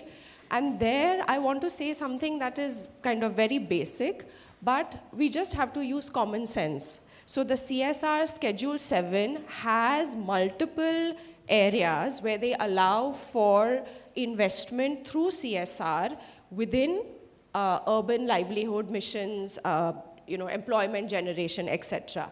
Right now, we're getting stuck in the bureaucracy, ki kaise kare, kahan kare, and unfortunately, it is the mandate of the public and and the NGOs, public systems and NGOs, to explain to the CSR holders how to partner. And we will have to do that little bit extra work to ensure that we are able to get those funds are monitored, because, and maybe you are better placed to talk about it, but in CSR, there is a lot of, scrutiny even that the companies go through. So there has to be a partnership in navigating some of that. I'll pause here. Subsequently, once my other panelists speak, I would love to speak little more, share data, information, best practices, and how-tos from the experience of what we have done, and a special call out to Jharkhand government. We have worked very closely with the Jharkhand Adolescent Health Mission from the National Health Mission and run a very successful program for adolescent health and well-being, especially through RKSK, School Health and Wellness Program, as well as creating a 1 million youth coalition across India that works on engaging young people and listening to them so that they have a better quality of life. So Jharkhand state government is a big support and participant in that. I'll hand over to you. Thank you, Shelja. So maybe, Shikha, if I can invite you, and maybe I'm jumping the gun here and there, but I think what Shelja was saying also brings to the point that Tata Trust, you represent Tata Trust, and Tata Trust is one of the oldest and, if I can say that, most trusted philanthropic institutions in India. It has done incredible work. But if you try to kind of see, and you head the urban poverty or urban livelihood work at Tata Trust, so what's your take specifically that's, and you had the chance to hear from the states what are the practices. But is there something that you would like to bring from your experience that, okay, you tried something as a part of Tata Trust, which can be, let's say, adopted and scaled up by SULM, and some of the other questions which I asked. But over to you for your overview. Thank you, Amit. Hello. Yeah, thank you, Amit, and good afternoon, everyone. The representatives from central and state governments. Firstly, thanks to UNDP for giving me the opportunity to talk about the Trust's work. As Amit mentioned, we are the oldest and perhaps the largest philanthropy in the country, and that comes with its own responsibilities and sometimes challenges.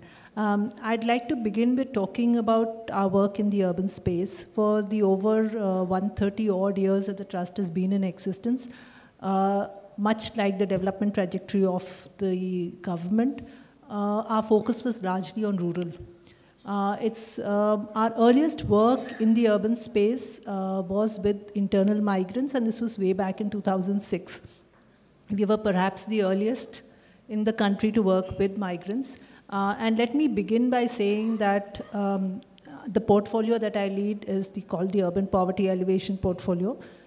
We currently and in the past have not really supported wholesale, like a livelihood initiative, but what we've supported is the enabling aspects for livelihood, how we can make livelihood, strengthen resilience for the most vulnerable in the urban space. And that's how our work in the migrant space started. And the key work that we have done and continue to do with migrants is ensuring access to entitlements, improved working, living conditions, financial inclusion. So all of this we've done through platforms that we've supported that were set up through grants that were given by the Trust to civil society organizations, sometimes in partnership with state governments. So these platforms were called variously Migrant Resource Centers or Apna Seva Kendra. And these were one-stop platforms where a migrant could walk in and get access to entitlements. So it sounds like a fairly simple process. Unfortunately, it's not, because it requires a lot of documentation, it requires a lot of support. And our work with migrants taught us that how essential these entitlements are for ensuring that security blanket for migrants. So some of the learnings that we had was, of course, that the poor do need these entitlements, do need these access to social security schemes. And this was brought home for us, not only for us, I think for the entire country during COVID.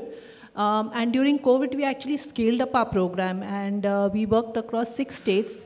And in 6 or 8 months during the lockdown, we were able to reach out to about 13 lakh migrants and provide them access to entitlements. So this was in partnership with over 20 CSOs across the country, and of course with active support from the concerned state governments. So continuing to what I was saying earlier, of course, poor need access to entitlements. They need support to access those entitlements. And our experiences have taught us that these interventions that we've done, the programs that we've supported have been very successful, and this is adding to what Shailaja said, is when these interventions are based in the communities itself. So our experience has been, we've involved women groups, we've involved youth from the community as service providers. We've got them CSC license, given them banking correspondent. So those experiences have really sustained. The second work, and I'll talk briefly, please do let me know when I'm overstepping time, is that the work that we've done in ensuring access to housing, integrated habitat, tenure, and governance for the urban poor. Again, very essential, because without secure housing, habitat, and tenure, and of course a voice in governance, livelihoods cannot be strengthened. So this has been an experience, because a lot of the urban poor, and I'm sure this must have come out in deliberations yesterday, unfortunately I wasn't here, was that a lot of the work that happens is home-based work. And it is essential that you have security of tenure, housing. Our work in Orissa has taught us that, once you have access to tenure, livelihoods get strengthened, access to formal credit improves, you have access to skilling, education, health services. So the entire households' livelihoods, their quality of life improves. We've worked on the poor, with the poor, not just as, as beneficiaries, but also how poor can be involved in service delivery, how women groups can be involved for providing essential services in slums, how vulnerable groups can work on it. So I'll stop here and come back to the challenges later. Thank you. Thanks, Shikha. So Sonali, sorry for taking the mic away from you last time, but now it's over to you. Hi, everyone. Thanks for having me here. I'll start sharing a little bit about the organization that I work for. So I work for the Nudge Institute. We are a non-profit, and our vision is poverty-free India within our lifetime. By within our lifetime, we are imagining a poverty-free India before the 100th year of India's independence. And we do this poverty alleviation work with a focus on livelihood building, jobs, and income growth. All of the work that we do is purely focused on livelihood building. And we do 2 kinds of work. One is the on-ground work, where we work directly with communities. And the second is ecosystem building work, because we believe that you need talent, capital, technology, policy, everything to come together if you want to solve the problems at scale. And so that's why we do both kinds of work.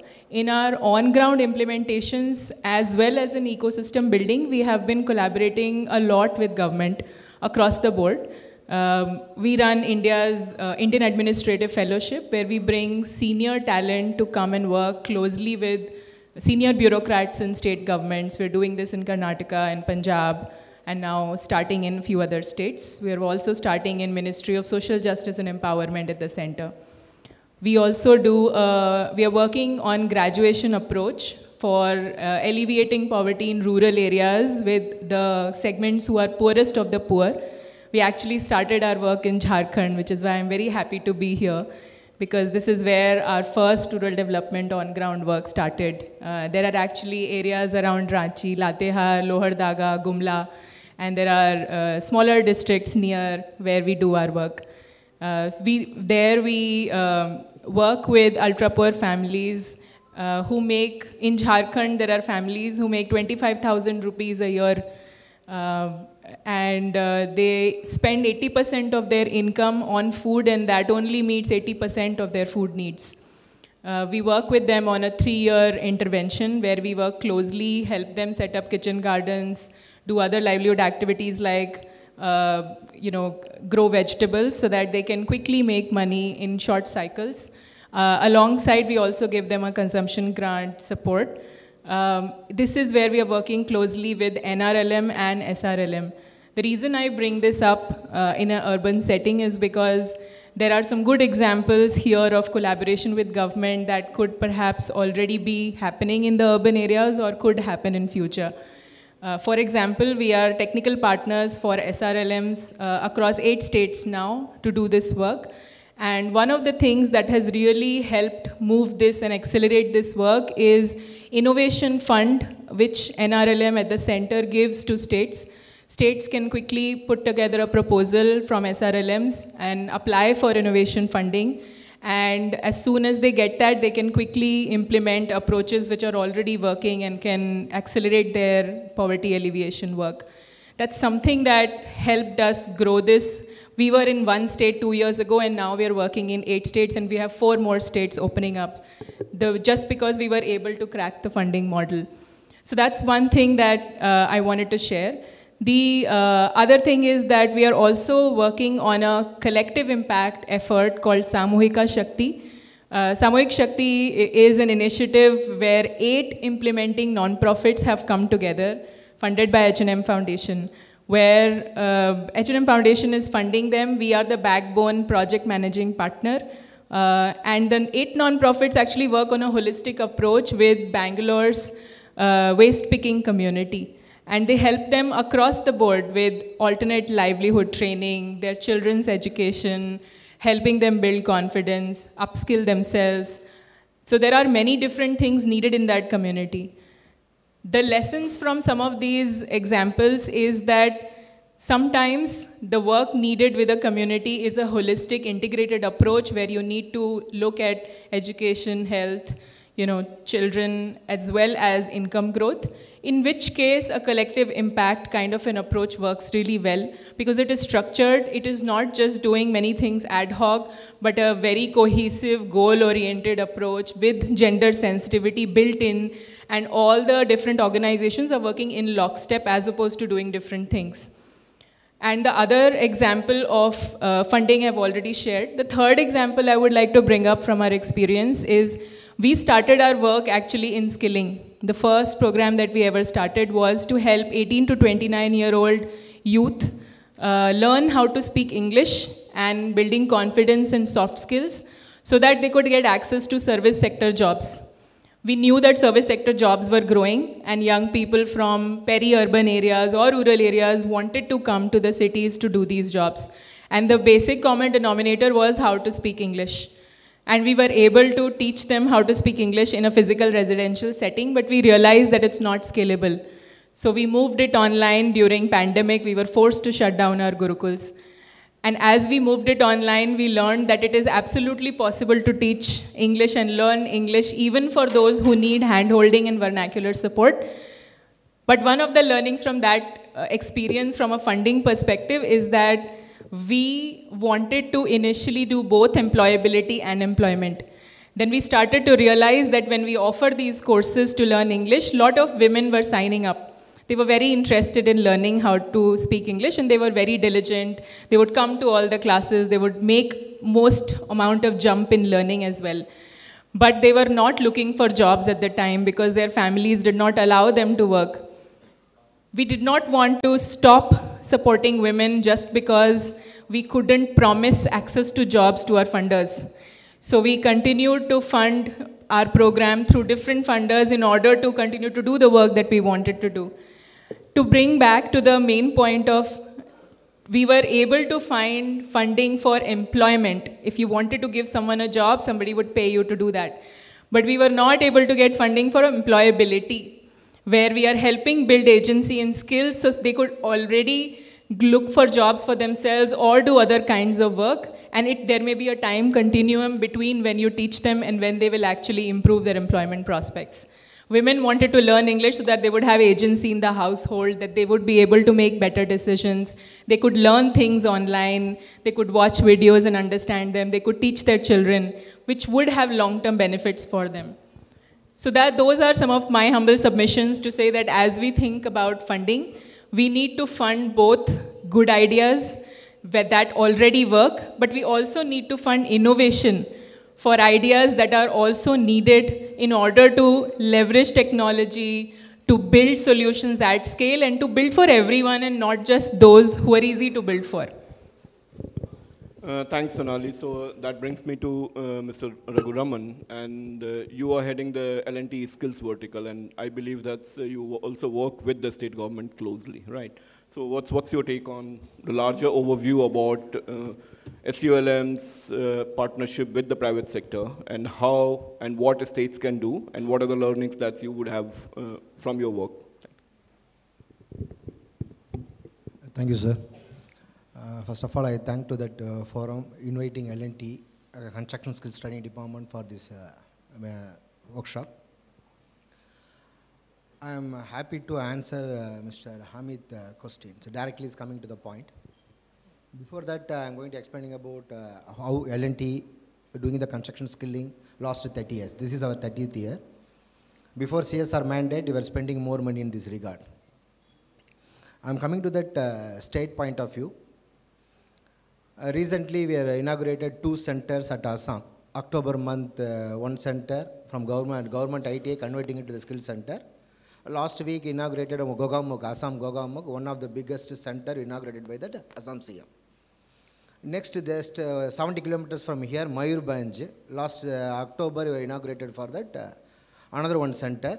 President owned land, supporting for the president. He is clearly asking the question for what type of support you want from the state government. I'm correct, sir? Yeah. Yes. Our experience, what is our experience, what we did last 30 years, everything shared to that Construction Skill Development Council of India for the certification process. We developed the QP-NOS for the first time. That means we are not hiding anything to that within the L&T. We are open for the skills training, share the information also. Whenever the state government requesting through state minister or state CM or central minister, we are immediately supporting. In addition to that, Niti Aayog also supporting for the 5 states and 7 state ITAs also. I am coming to that directly to that Jharkhand, Sahibganj district. 2017 onwards, we identified 1 center. We are unable to train single candidate from this state itself. Why? Because each and every state government is having the problem for sourcing the candidate. This is for the urban or rural, no issue, but nobody is coming and joining at the construction industry. Even though L&T is bringing for the e-content since 2010 onwards for the vernacular language, and we developed a lot of simulator for that creating interest for the training, and also we are implementing NAPs in our internal system, and also providing the international opportunity. We are doing by our own fund, CSR fund we are doing. The entire CSR fund, 1/3 we are utilizing for only for the skill development. We never, every year we are getting for more profit. Even though more profit, the same 1/3 I am getting for my skill development. Fund is not an issue, but sourcing an issue with the state government. We are totally believing with the state government. Please identify the candidate, motivate, and send to our center. Totally failed pan-India basis. Whenever signing your MOU with any state government or any central government scheme, the sourcing is the government scope, but we are doing the scoping by own. Sourcing is our own only. It's a pain point. Every year I'm increasing my target, 10,000 to 12,000, 12 to 14. Today is my target is 16,000. One day I'm talking about L&D centers. 3 months structured training, providing the first placement, second placement. N number of times they approaching, I'm providing the placement. We signed a MOU with International, NSDC International. The ready to get for 39 lakhs per candidate for Australia, tiling mason. The engineers also not getting the same salary. We have the potential people, but urban people easily going to capture this opportunity. All our 8 institutes are located in urban location only. Just airport to 20 kilometers, 60 kilometers. Our position is entirely reverse. If I start everything with the urban, now I'm connecting with the rural. That means the urban aspiration is entirely different. They don't do for a simple job. They want for the little bit higher skill sets. What is the higher skill set? Very simple, I'm giving 2 examples. Survey, ITI survey is there. So everybody is doing the survey. How the survey is connecting with the drone technology, that is very, very important. L&D is doing. That way only you're motivating the people and bringing to my institute. Same thing coming for the CAD drafting. ITI draftman is there. But that is not sufficient. I'm giving for the beam concept. That means the urban aspiration is entirely different. Urban candidate is not interested to touch and do the job. I'm talking about the construction sector. Not they are going to hand on dirty. Instead of that, they want to do for the supervisory job, subcontracted job only. I think Madam is there, Tamil Nadu, I think Shreya P. Singh. Before is another one IAS officer, Priya Pangajam. We detailed discussion had with that urban development only. She clearly mentioning about our urban candidate not interested to this type of job. Please give some another opportunity. On the table, you suggested for 15 days training program.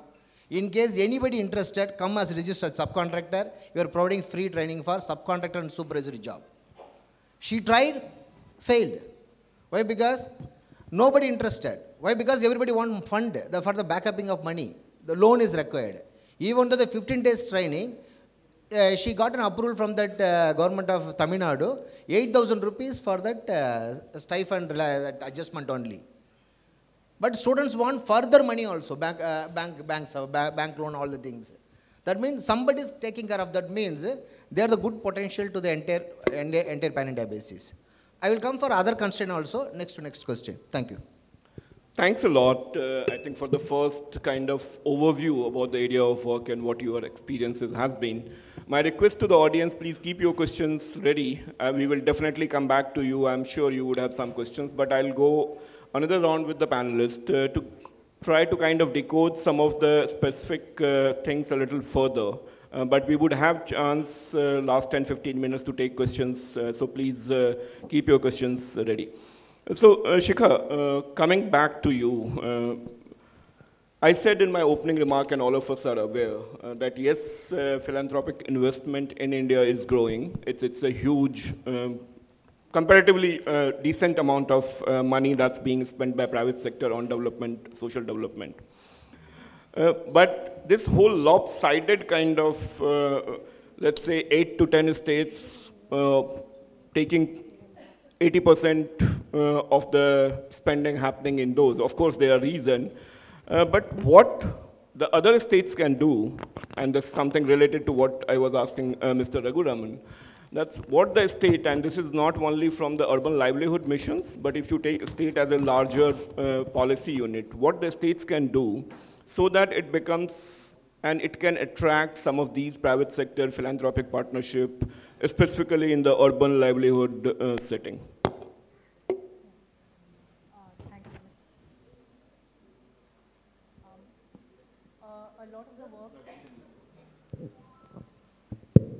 Yeah, a lot of the work that the Trust does, in fact, all of our work that we do is actually governed by need, and as a philanthropy, we have that flexibility and that operational freedom. We have a strategic framework basis which we decide where we'll work, and we have worked closely with both the central and the state governments. In fact, we've worked with specifically with NULM in the city of Surat. Where Surat, if you're aware, is a city which has the largest proportion of migrant to resident population. And the first shelter or the earliest shelter that was set up in Surat was with the trust support. And I am giving this example just to show what is a kind of support, what are the gaps that philanthropy can fill and private funding can support. So when we started our interventions with the Surat Municipal Corporation for these shelters, the shelters were in the earlier stages of construction. So we came in at that stage, and our intervention supported the design of the shelters to make sure that they were not following a conventional pattern. So every shelter had a conventional design. So we came in with design input, so how they could be designed specifically for single women, single male, families, what was going to be the SOPs, the survey, from the survey process to the entire process of selection of the NGO to run, to the shelter management committee. So we were involved in it, and in fact we had a team there which handheld the running of the shelter for the first few years. And that was kind of a model that the Surat Municipal Corporation, we are hoping, and we were told would be taking to scale for other shelters in the city. So essentially the role that philanthropy can play is in supporting innovations. Something that Sonal was also mentioning was that we support, and we've done that in the past. We worked on climate resilient housing. We worked on how, how entitlements, the last mile delivery of entitlements can be done. So how we can support innovations, how we can pilot those innovations, how proof of concept can be done by philanthropies, how we can complement and supplement the efforts of state and national missions. That said, I would, I would first kind of highlight some of the gaps that we've come across, and one of the biggest gaps that we find is the capacity gap that is there. The fact that most functionaries that we are working with, the capacities are quite inconsistent. So, the urban local bodies that we are working, and we would, and that is one area that we think philanthropies and private capital should come in the urban space in strengthening capacity. The other is of the lack of data. So every city that we've gone in, we've found that data systems do not exist. While we will support interventions that will support data collection and management for the project period, it is the need is for actually data systems that are sustained, that are consistent and updated and used for informed decision making. These are the things. And then in terms of attracting philanthropy, I would say that state and national missions should be open to innovation. They should be open to collaborative partnerships, welcoming those partnerships, because it may not be a single organization that has the skills or the capacities that are required. So be open for collaborative partnerships of people who come in with different skill sets who can provide that kind of support. So that is one.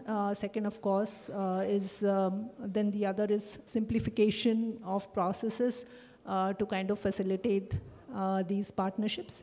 I'll stop here and maybe come back again with some more recommendations. Thank you. Thanks, Shikha. No, very important. I think what you said, the lack of data and the capacity issue. Of course, we can kind of come back if the time permits.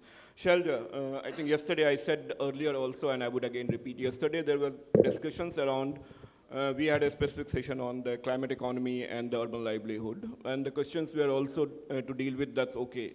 These are good, but how do you really finance it, right? And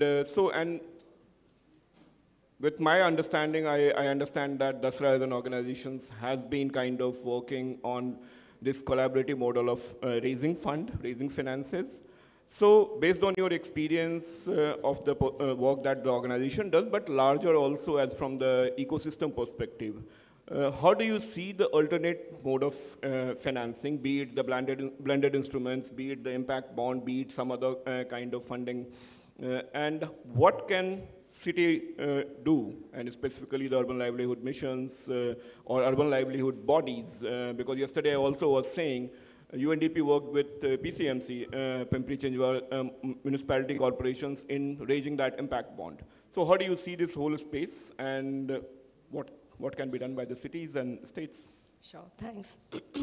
I just realized कि मैंने दसरा के बारे में बहुत नहीं बताया है, so I'll just quickly say that Dasra is an NGO, but we find ourselves playing a role between philanthropy, private sector, and the civil society organizations. And of course, the multi-stakeholder model that we follow also includes government as well as experts and academicians. So that's broadly what we do.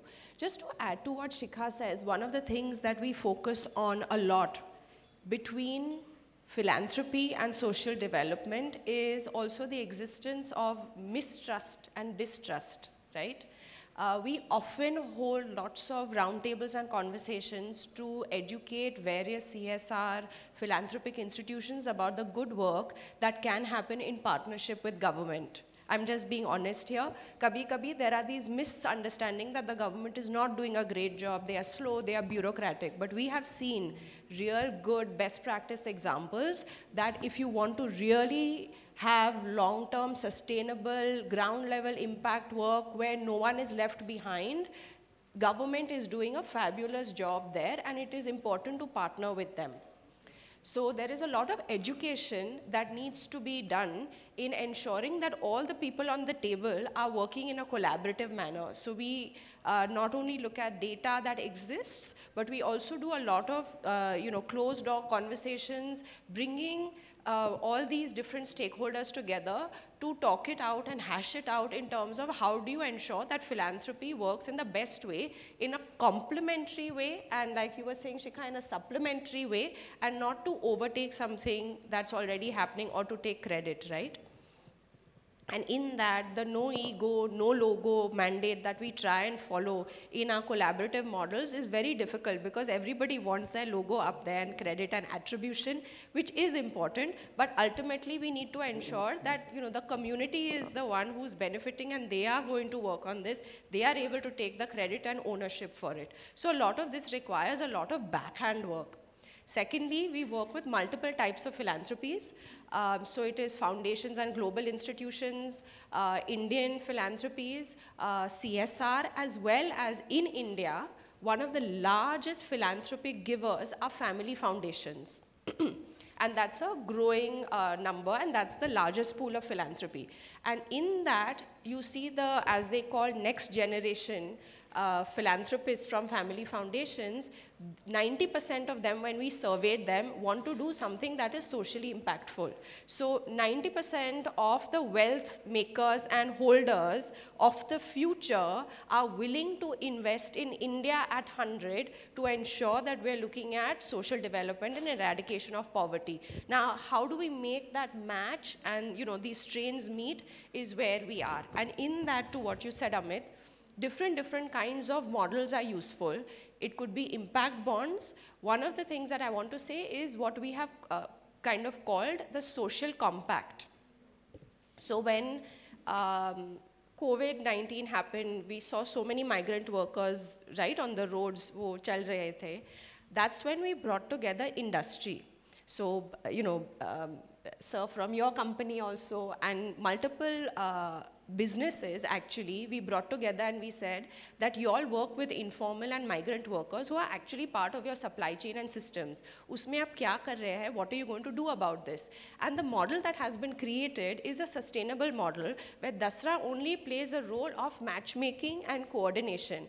The industry owners, which is private sector companies, are taking the ownership that we are going to, that they have started worker facilitation centers, ensuring that the informal, unregistered workers who are but very much part of their workforce are brought into the conversation.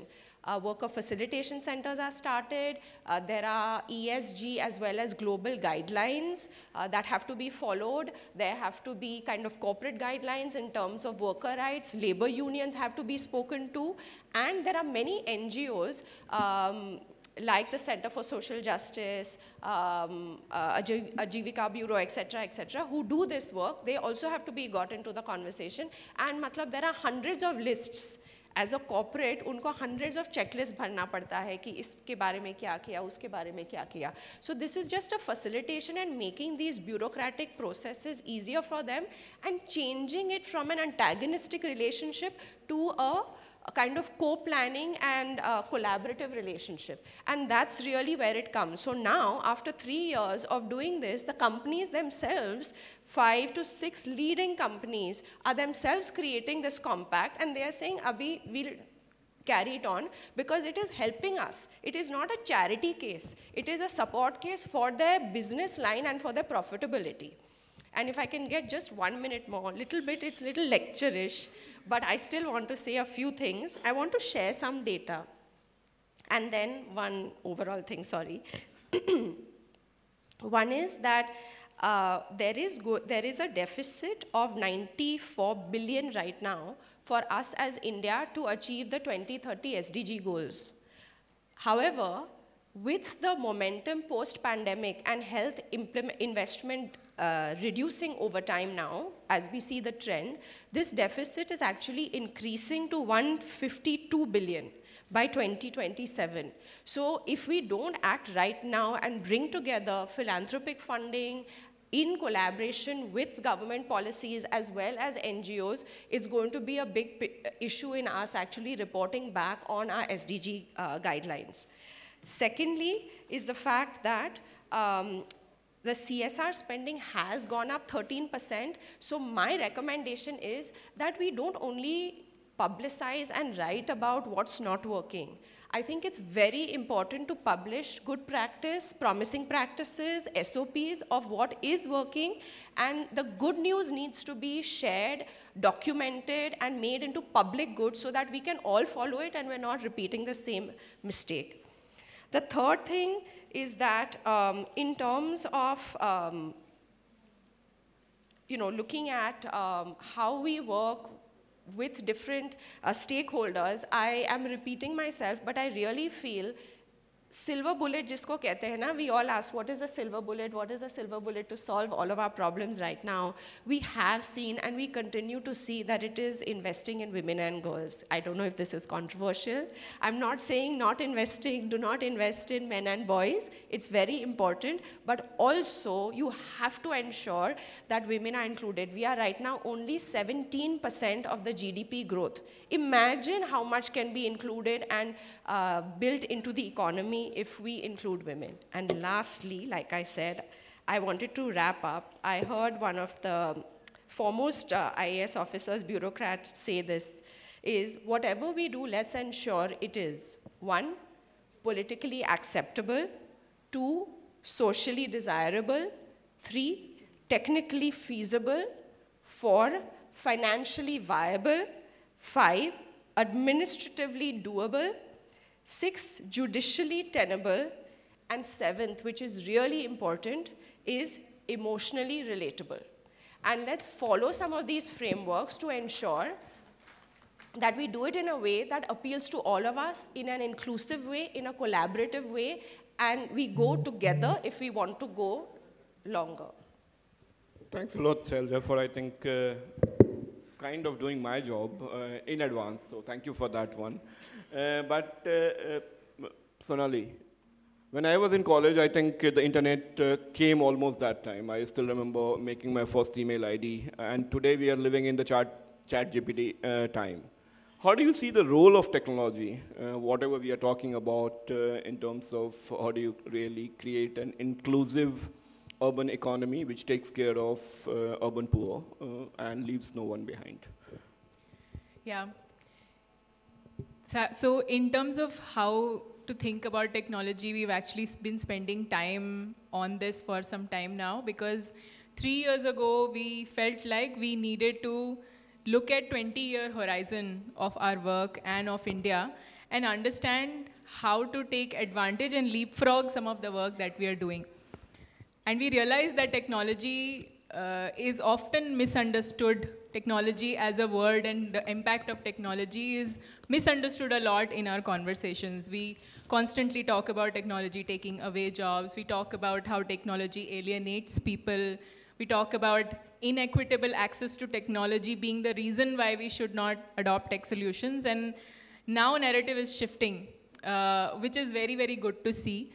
Technology is also the reason why the big, large-scale changes we've already seen in India. If you look at Aadhaar, I don't need to have a mobile phone or a smartphone, but Aadhaar would not have been possible without technology. Same thing is true for UPI as well. So government is already doing such a great job of creating the right sort of foundational infrastructure that is digital in nature for all of us to build on top of. So one of the things that, for example, we are seeing now, government is investing in ONDC, OCEN, which is going to enable cash flow-based lending approaches. So let me talk a little bit about financial inclusion, which is one of the areas that I'm currently focusing on.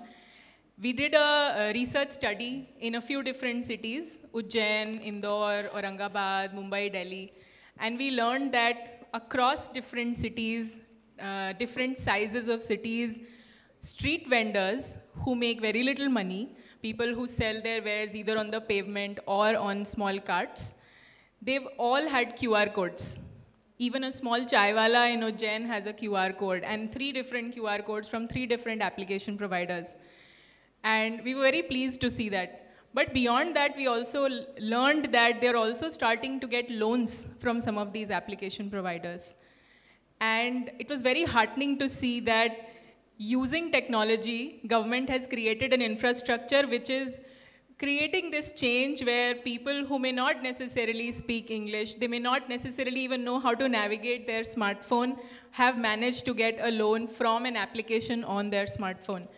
And some have gotten it from those who have already smartphones in their family, but they don't directly have access. The larger point here is that technology is already creating change. We already have a lot of infrastructure. There are enough tailwinds now. What is needed is to build on top of this. What you need is apps and platforms to come on top of this digital infrastructure that government is laying. So that's one way in which technology can benefit, and we need to continue to see that. For example, if you want financial inclusion kind of a problem to be solved using technology, it's actually fairly simple. If we explore whether these third-party applications, banks, public sector banks, microfinance institutions can all take advantage of the account aggregator framework that government has put together, then we can accelerate access to financing very, very quickly across India. What is needed is to bring some risk lenders into the fold who are willing to give credit through these market suppliers and market players to people who are underserved today. So that's one way that technology is playing a role. I think the other way to think about it is with artificial intelligence, with the developments in AI that we are seeing, it is now possible to solve things at scale while also being custom. We used to talk about how the reason between human and tech is that I need to serve my community, and my community has unique needs and very specific needs, which only another human being can understand and manage and help them and support them. Now you can have a combination of human and technology where you have chatbots. We have technology already built into many applications. You can use those. It was very heartening to see the presentation that Sir made earlier. He talked about YouTube being used by women to learn. So you can create adaptive learning experiences at scale using technology, something that is very valuable in skilling. And I think Amit wants me to wrap up, so I will wrap this up now. But overall, I think all of us need to be very, very open to using technology. It's par for the course that we are using it to data collect and to build dashboards and to manage and govern the progress of the work that we are seeing. But now it is time to take it and use it in a way that is transformational for communities. And it's already happening all around us. So my humble submission is to collaborate with each other, with different players, and echo what Shikha and Shailja had said. Governments, market players, civil society organizations, if we all come together, there's a lot that we can do very quickly. Thank you, Sonali. Mr. Raghuraman, if I could kind of try to build on your first opening remarks, what you were saying. Of course, if we look into the philanthropic and CSR investment, after education and health, definitely skill is one of the key area of investment for most of them. However, as per my understanding, what we see is that it also kind of runs in parallel with the government system, while all of us know that the government is spending a lot on skilling through different, whether it is from the Ministry of Skill Development, states, the Ministry of Rural Development. So what can be really, and how can we create a collaborative platform where the private sector investment is acting as a catalytic, really, because we still, despite the Skill India mission being there for almost now 15 years or so, still industry keeps on talking about this skill supply and demand mismatch. And I think here the role of industry, rather than trying to kind of run in a parallel, if it could play that role of a catalytic support to the government ecosystem, what is your take? And keeping in view the time, 2-3 minutes max, sorry. Sir, question itself 1 minute. I'm giving answer 2 to 3 minutes, little bit tough only. I'll do it. Okay, sir. I think a quite interesting question. What we are doing currently, that only Amit is asking the same question. It is easy for me. Whenever government declaring any new process, NAPS or NIPUN or PMKY means in the internal system we are thinking about, without getting money from government, how we will going to implementing with the internal CSR fund. We are using for not NAPS, non-NAPS only we are doing. PMKY, non-PMKY. Whatever government is releasing, we are checking that process. Clearly check the process, it is workable or not. It is giving the benefit to that candidate or not. Immediately we are going to implementing. NAPS 2017 we started NAPS. We are the only organization directly entered into that NAPS scheme. We deployed 6,000 candidates, 6,600 candidates. We maintained first 4,400 candidates in the system. The construction industry, we directly deployed all the people. Same way PMKY, based on our curriculum only, we are supporting very clearly. We are not getting any single paisa from the government. What is the advantage of our training means? We are not only following the government scheme only, we are supporting further placement. That is the beauty. But whenever we are going to talk about any scheme, we are continuously giving the placement to the people. Now I am coming to that demand and supply, not supply and demand. Demand and supply. I request to Amit and I am requesting Amit sir, raising the correct point, how we are going to support the demand and supply is give the solution. Instead of asking money to that other funding partner, all the people only, just create a single portal. The portal is giving for that what is the vacancy for a particular or big player's demand. Based on the demand, we are going to start for training, provide the training, we are going to supply and going to that satisfying the requirement. That is the match. Today is the need of the hour. Demand and supply is very, very important. We are going to support also. Next, I am coming to that 2 points. Yeah, you get that of the mic, please. Yeah. Okay. Now I am going to give that answer, Amit sir, answer to that. I think Mehta only. Madam is clearly mentioning about. Some of the IAS officer clearly mentioning about 1 to 7 point. I am going to directly asking about 1 to 7. I am going to do for 7 to 1.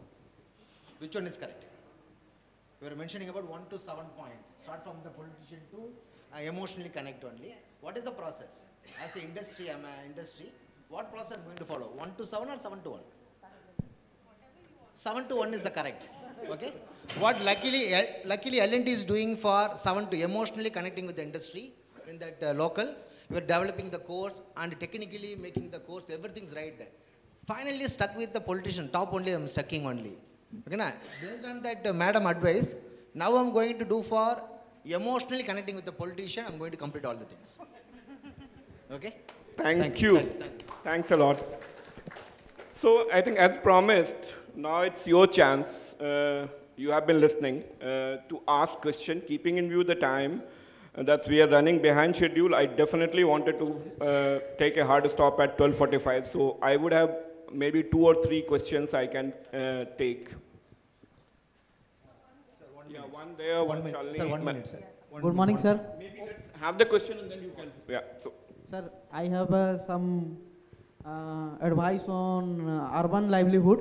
Advice के लिए मैं थोड़ा सा कोशिश करूँ. Question. Question is that जो अभी जो अर्बन एरियाज़ में वेस्ट मैनेजमेंट के लोगों जो प्रॉब्लम है उसमें क्या है कि अभी जो भी ग्रीन वेस्ट होते हैं फूड वेस्ट होते हैं, जो घर के जो वेस्ट होते हैं उसका अच्छा से मैनेजमेंट नहीं होता है. लोग क्या करते हैं उसको ऐसे तैसे बाहर फेंक देते हैं, प्लास्टिक में बंद करके फेंक देते हैं. इससे क्या होता है कि विभिन्न प्रकार के एयर पोल्यूशन भी हो रहा है, गायें खाती हैं और विभिन्न प्रकार का जो बीमारियां हैं वो डेवलप हो रही है. तो इसमें वेस्ट मैनेजमेंट को लेकर के यदि कुछ पहल किया जाए, मतलब लोगों को रिसाइकिल किया जाए उस वेस्ट को, तो क्या है कि लोगों को एक रोजगार के सृजन का भी मिलेगा और वेस्ट टू एनर्जी यदि किया जाए तो एम्प्लॉयमेंट जनरेशन, खास करके महिलाओं जो घर में खाना बनाती है बच जाते हैं, तो और जो खाना बच जाते हैं तो यदि शेयर किया बजाए तो एक तरह से वेस्ट जो फूड है उसका यूज़ होगा ताकि लोग वेस्ट में ना जाए। तो ये एक मेरा है।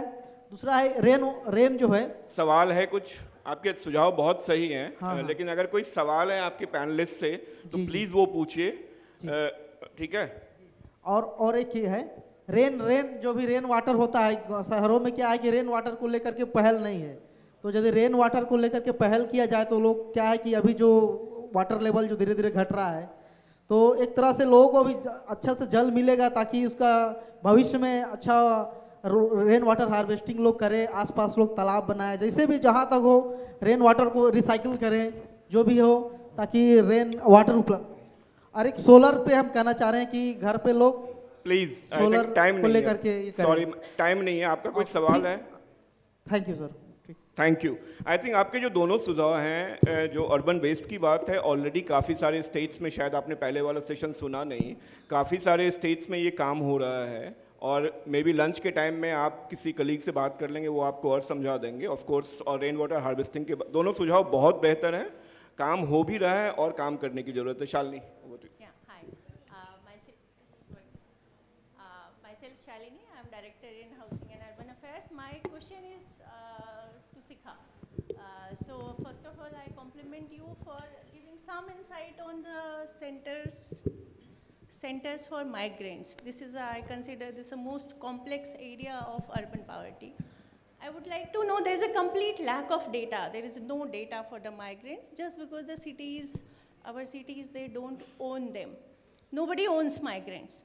So what have been your model for connecting them, and how do you assess them for the eligibility, what they are eligible for? I mean, for the entitlements. I would like to know more about the areas where we can build further upon, and what is the main challenge you faced connecting to them? Thanks. Thank you. Any other questions that we have? Okay, 1 2 3। तो सबसे पहले मेरी नज़र पड़ी थी, तो मैं आपके पास माइक है तो आप पहले पूछ लीजिए, लेकिन क्वेश्चन प्लीज। या ऑब्वियसली क्वेश्चन। और अगर किसी स्पेसिफिक पैनल से आपका क्वेश्चन है तो प्लीज नाम ले लीजिए। I have the question for to mister Raghuraman sir. Okay, regarding the homeless people who are accommodating in the shelter, they have needed informal training for their livelihoods opportunities, but most of the cases they have their age group beyond 60 years or below 60 years, so their age appropriate training we may provide to them. How we will arrange the training for such stakeholders, because not only provide the shelters and accommodation to such shelter resident, also their livelihood opportunities through informal training is very much required. So can the panelists focus on this? Sure, thank you. We'll take from Bihar. Okay. Because we have the largest number of construction sector people in Bihar. So I think your shikayat that the governments are not favoring or governments are not giving support, we are open-heartedly inviting you to come to Bihar. We will provide you all the supports and you please give them the training. Okay, thank you. There was one hand. Yes, I am just looking for, where are the opportunities and how cities can participate in CSR, forums, because, we have shared our practices, which we have did on our own. You are sharing yours one with, somehow with government and non-government. So which are the platforms where cities can be invited or take part? Okay, fine. That question maybe I'll take. No, I was just thinking, when we were deliberating on it, we are saying that, what are the areas that some companies are doing and where they want to skill.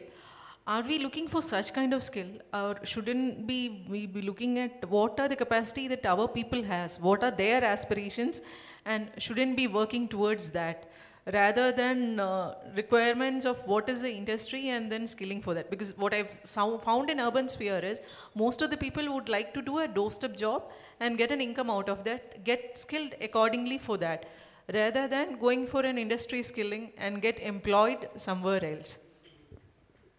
Okay, thank you. We won't have the time for any further questions. So Shikha, in that order of question, let's start first from you.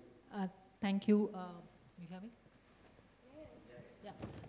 So thanks for your question, and it's a fairly long process, and as you said, it's not easy. So it begins, cities have no data of migrants, and there are different categories of migrants that come into cities. There are seasonal migrants, there are some that are semi-permanent, there are some that come in and with hopes of settling down. So with all categories of migrants that come into cities, our work has been that we work with the sectors to identify and reach out. We work in two ways. One is in settlements where migrants live, and second is through sectors where migrants are employed. And that's where Mr. Raghuraman and construction sector comes in. Construction sector is one of the biggest employer of migrants. So our work has been both with the formal construction sector as well as with the informal labor nakas and chowks where migrants are. And it is a very intensive, human resource intensive process, because we have, in fact, in all of the work that we've done, we have community mobilizers whom we call Shramik Sathi, who go door to door, who engage with all of the labor, find out. In fact, we have used technology. Sonali, is that in our the MRCs, the migrant resource centers that we had a portal where every household that walked, every person that walked in, we got details of the household.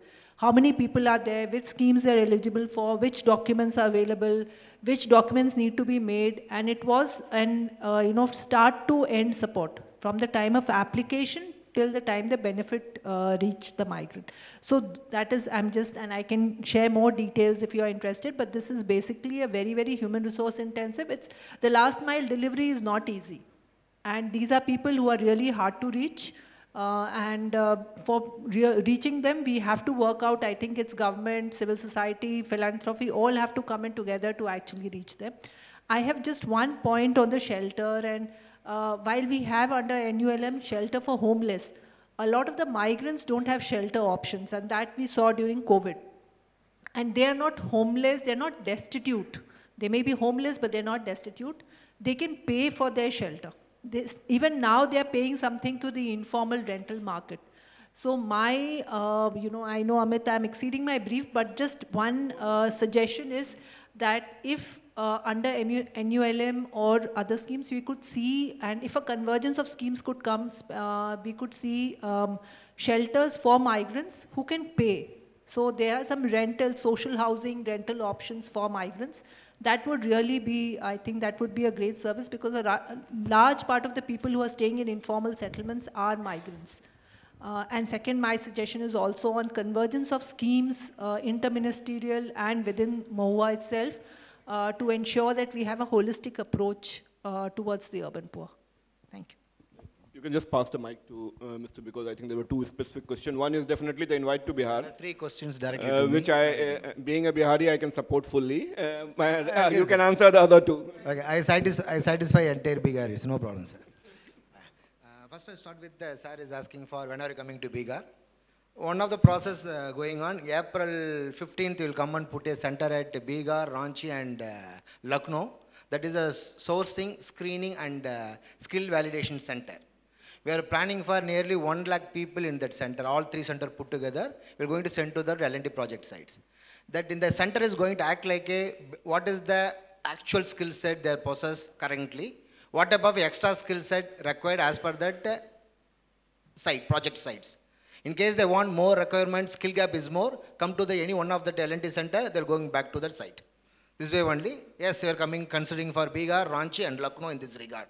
Other than only for training, it is for the sourcing, screening and skill validation. Now I'm coming to that Shreya ma'am question.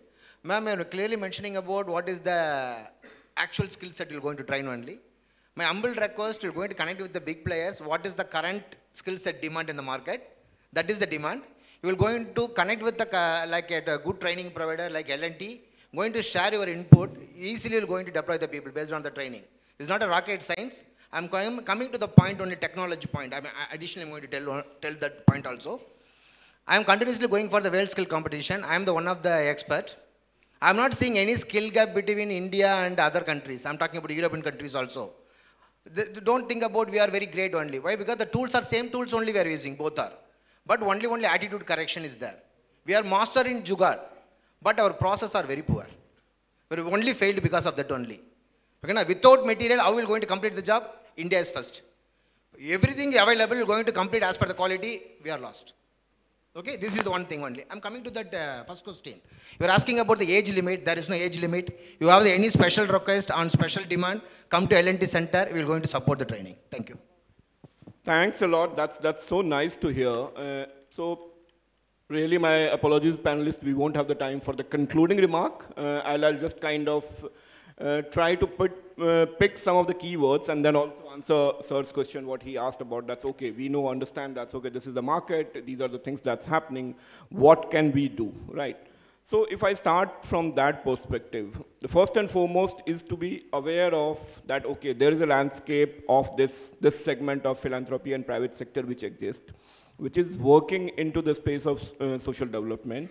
And how can we really, one, know in your ecosystem who is doing what, where is the alignment, and build our own capacity to really kind of partner with them. If we don't have the capacity, definitely we can, as a SULM or as a city, we can reach out to some of the players which are on DICE, and there are many others also.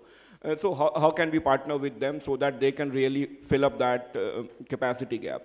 Third thing is also, yes, we have a very strong women lens, and that's really the right thing to do. But one key thing that we kept on hearing from the panel is always about the holistic approach, right? So when we are taking the women as an individual in SHG member, how can we also try to look into the larger household unit? Of course, she would have a young girl or son, and there the whole linkages with the skilling and other aspect comes. The whole idea of when you're looking into even from the migration point of view. So it's all about awareness, capacity, and then definitely it won't happen overnight, but definitely the whole idea of that's how do we make ourselves flexible, innovative, and of course we know that we work in a government system, there are certain restrictions, but I think the government is much more agile today. It's much more open to experiment and open to new ideas, and always willing to kind of, if there are certain guidelines and that needs to be changed, then at least my experience, I have worked with various ministries, I see a much more willingness to really even look, get back into the drawing board and then look for if there is certain tweaking required in the guideline which nurture innovations, which enable innovative partnership. So it's from that perspective.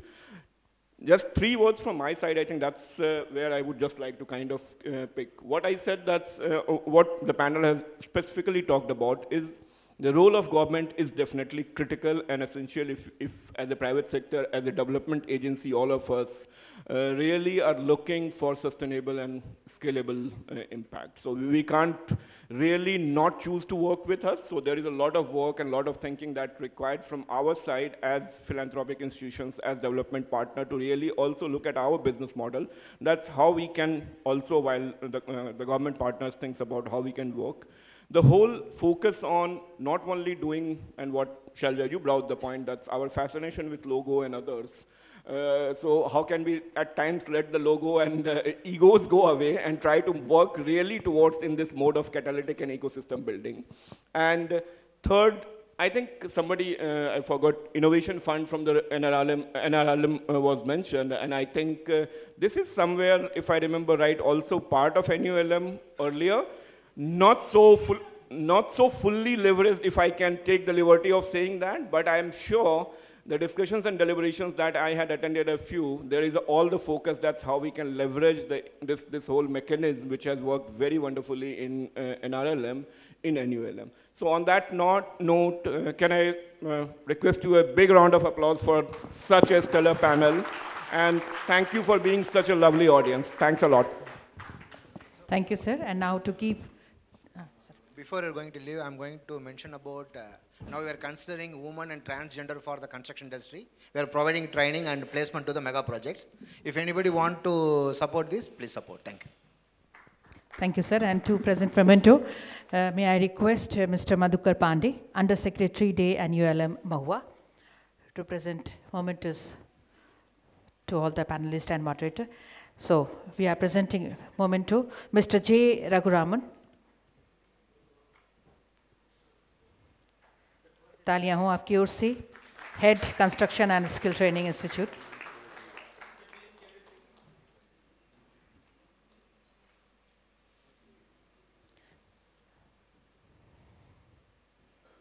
Now presenting memento to Ms. Shikha Srivastava, Head, Urban Poverty Alleviation, Tata Trusts.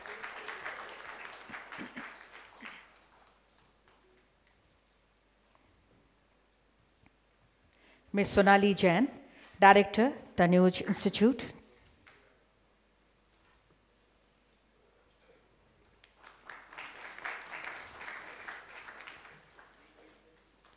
And we have with us as the panelist of this session, Ms. Shailja Mehta, Director, Dasra Foundation.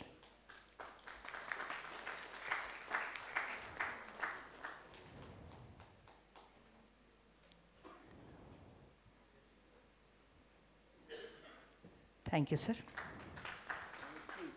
Thank you, sir. Thank you, all of you. Thank you, Mr. Amit Kumar, sir.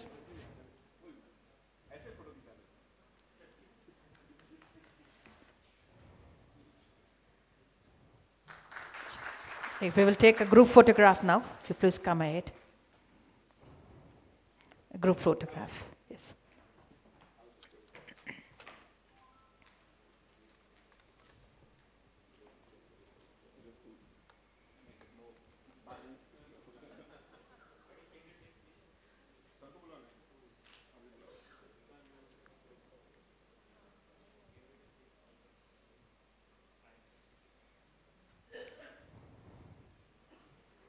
Thank you, sir. Sir, please join in this group photograph. Mr. Rahul Kapoor, Joint Secretary, Urban Poverty Alleviation, Ministry of Housing and Urban Affairs.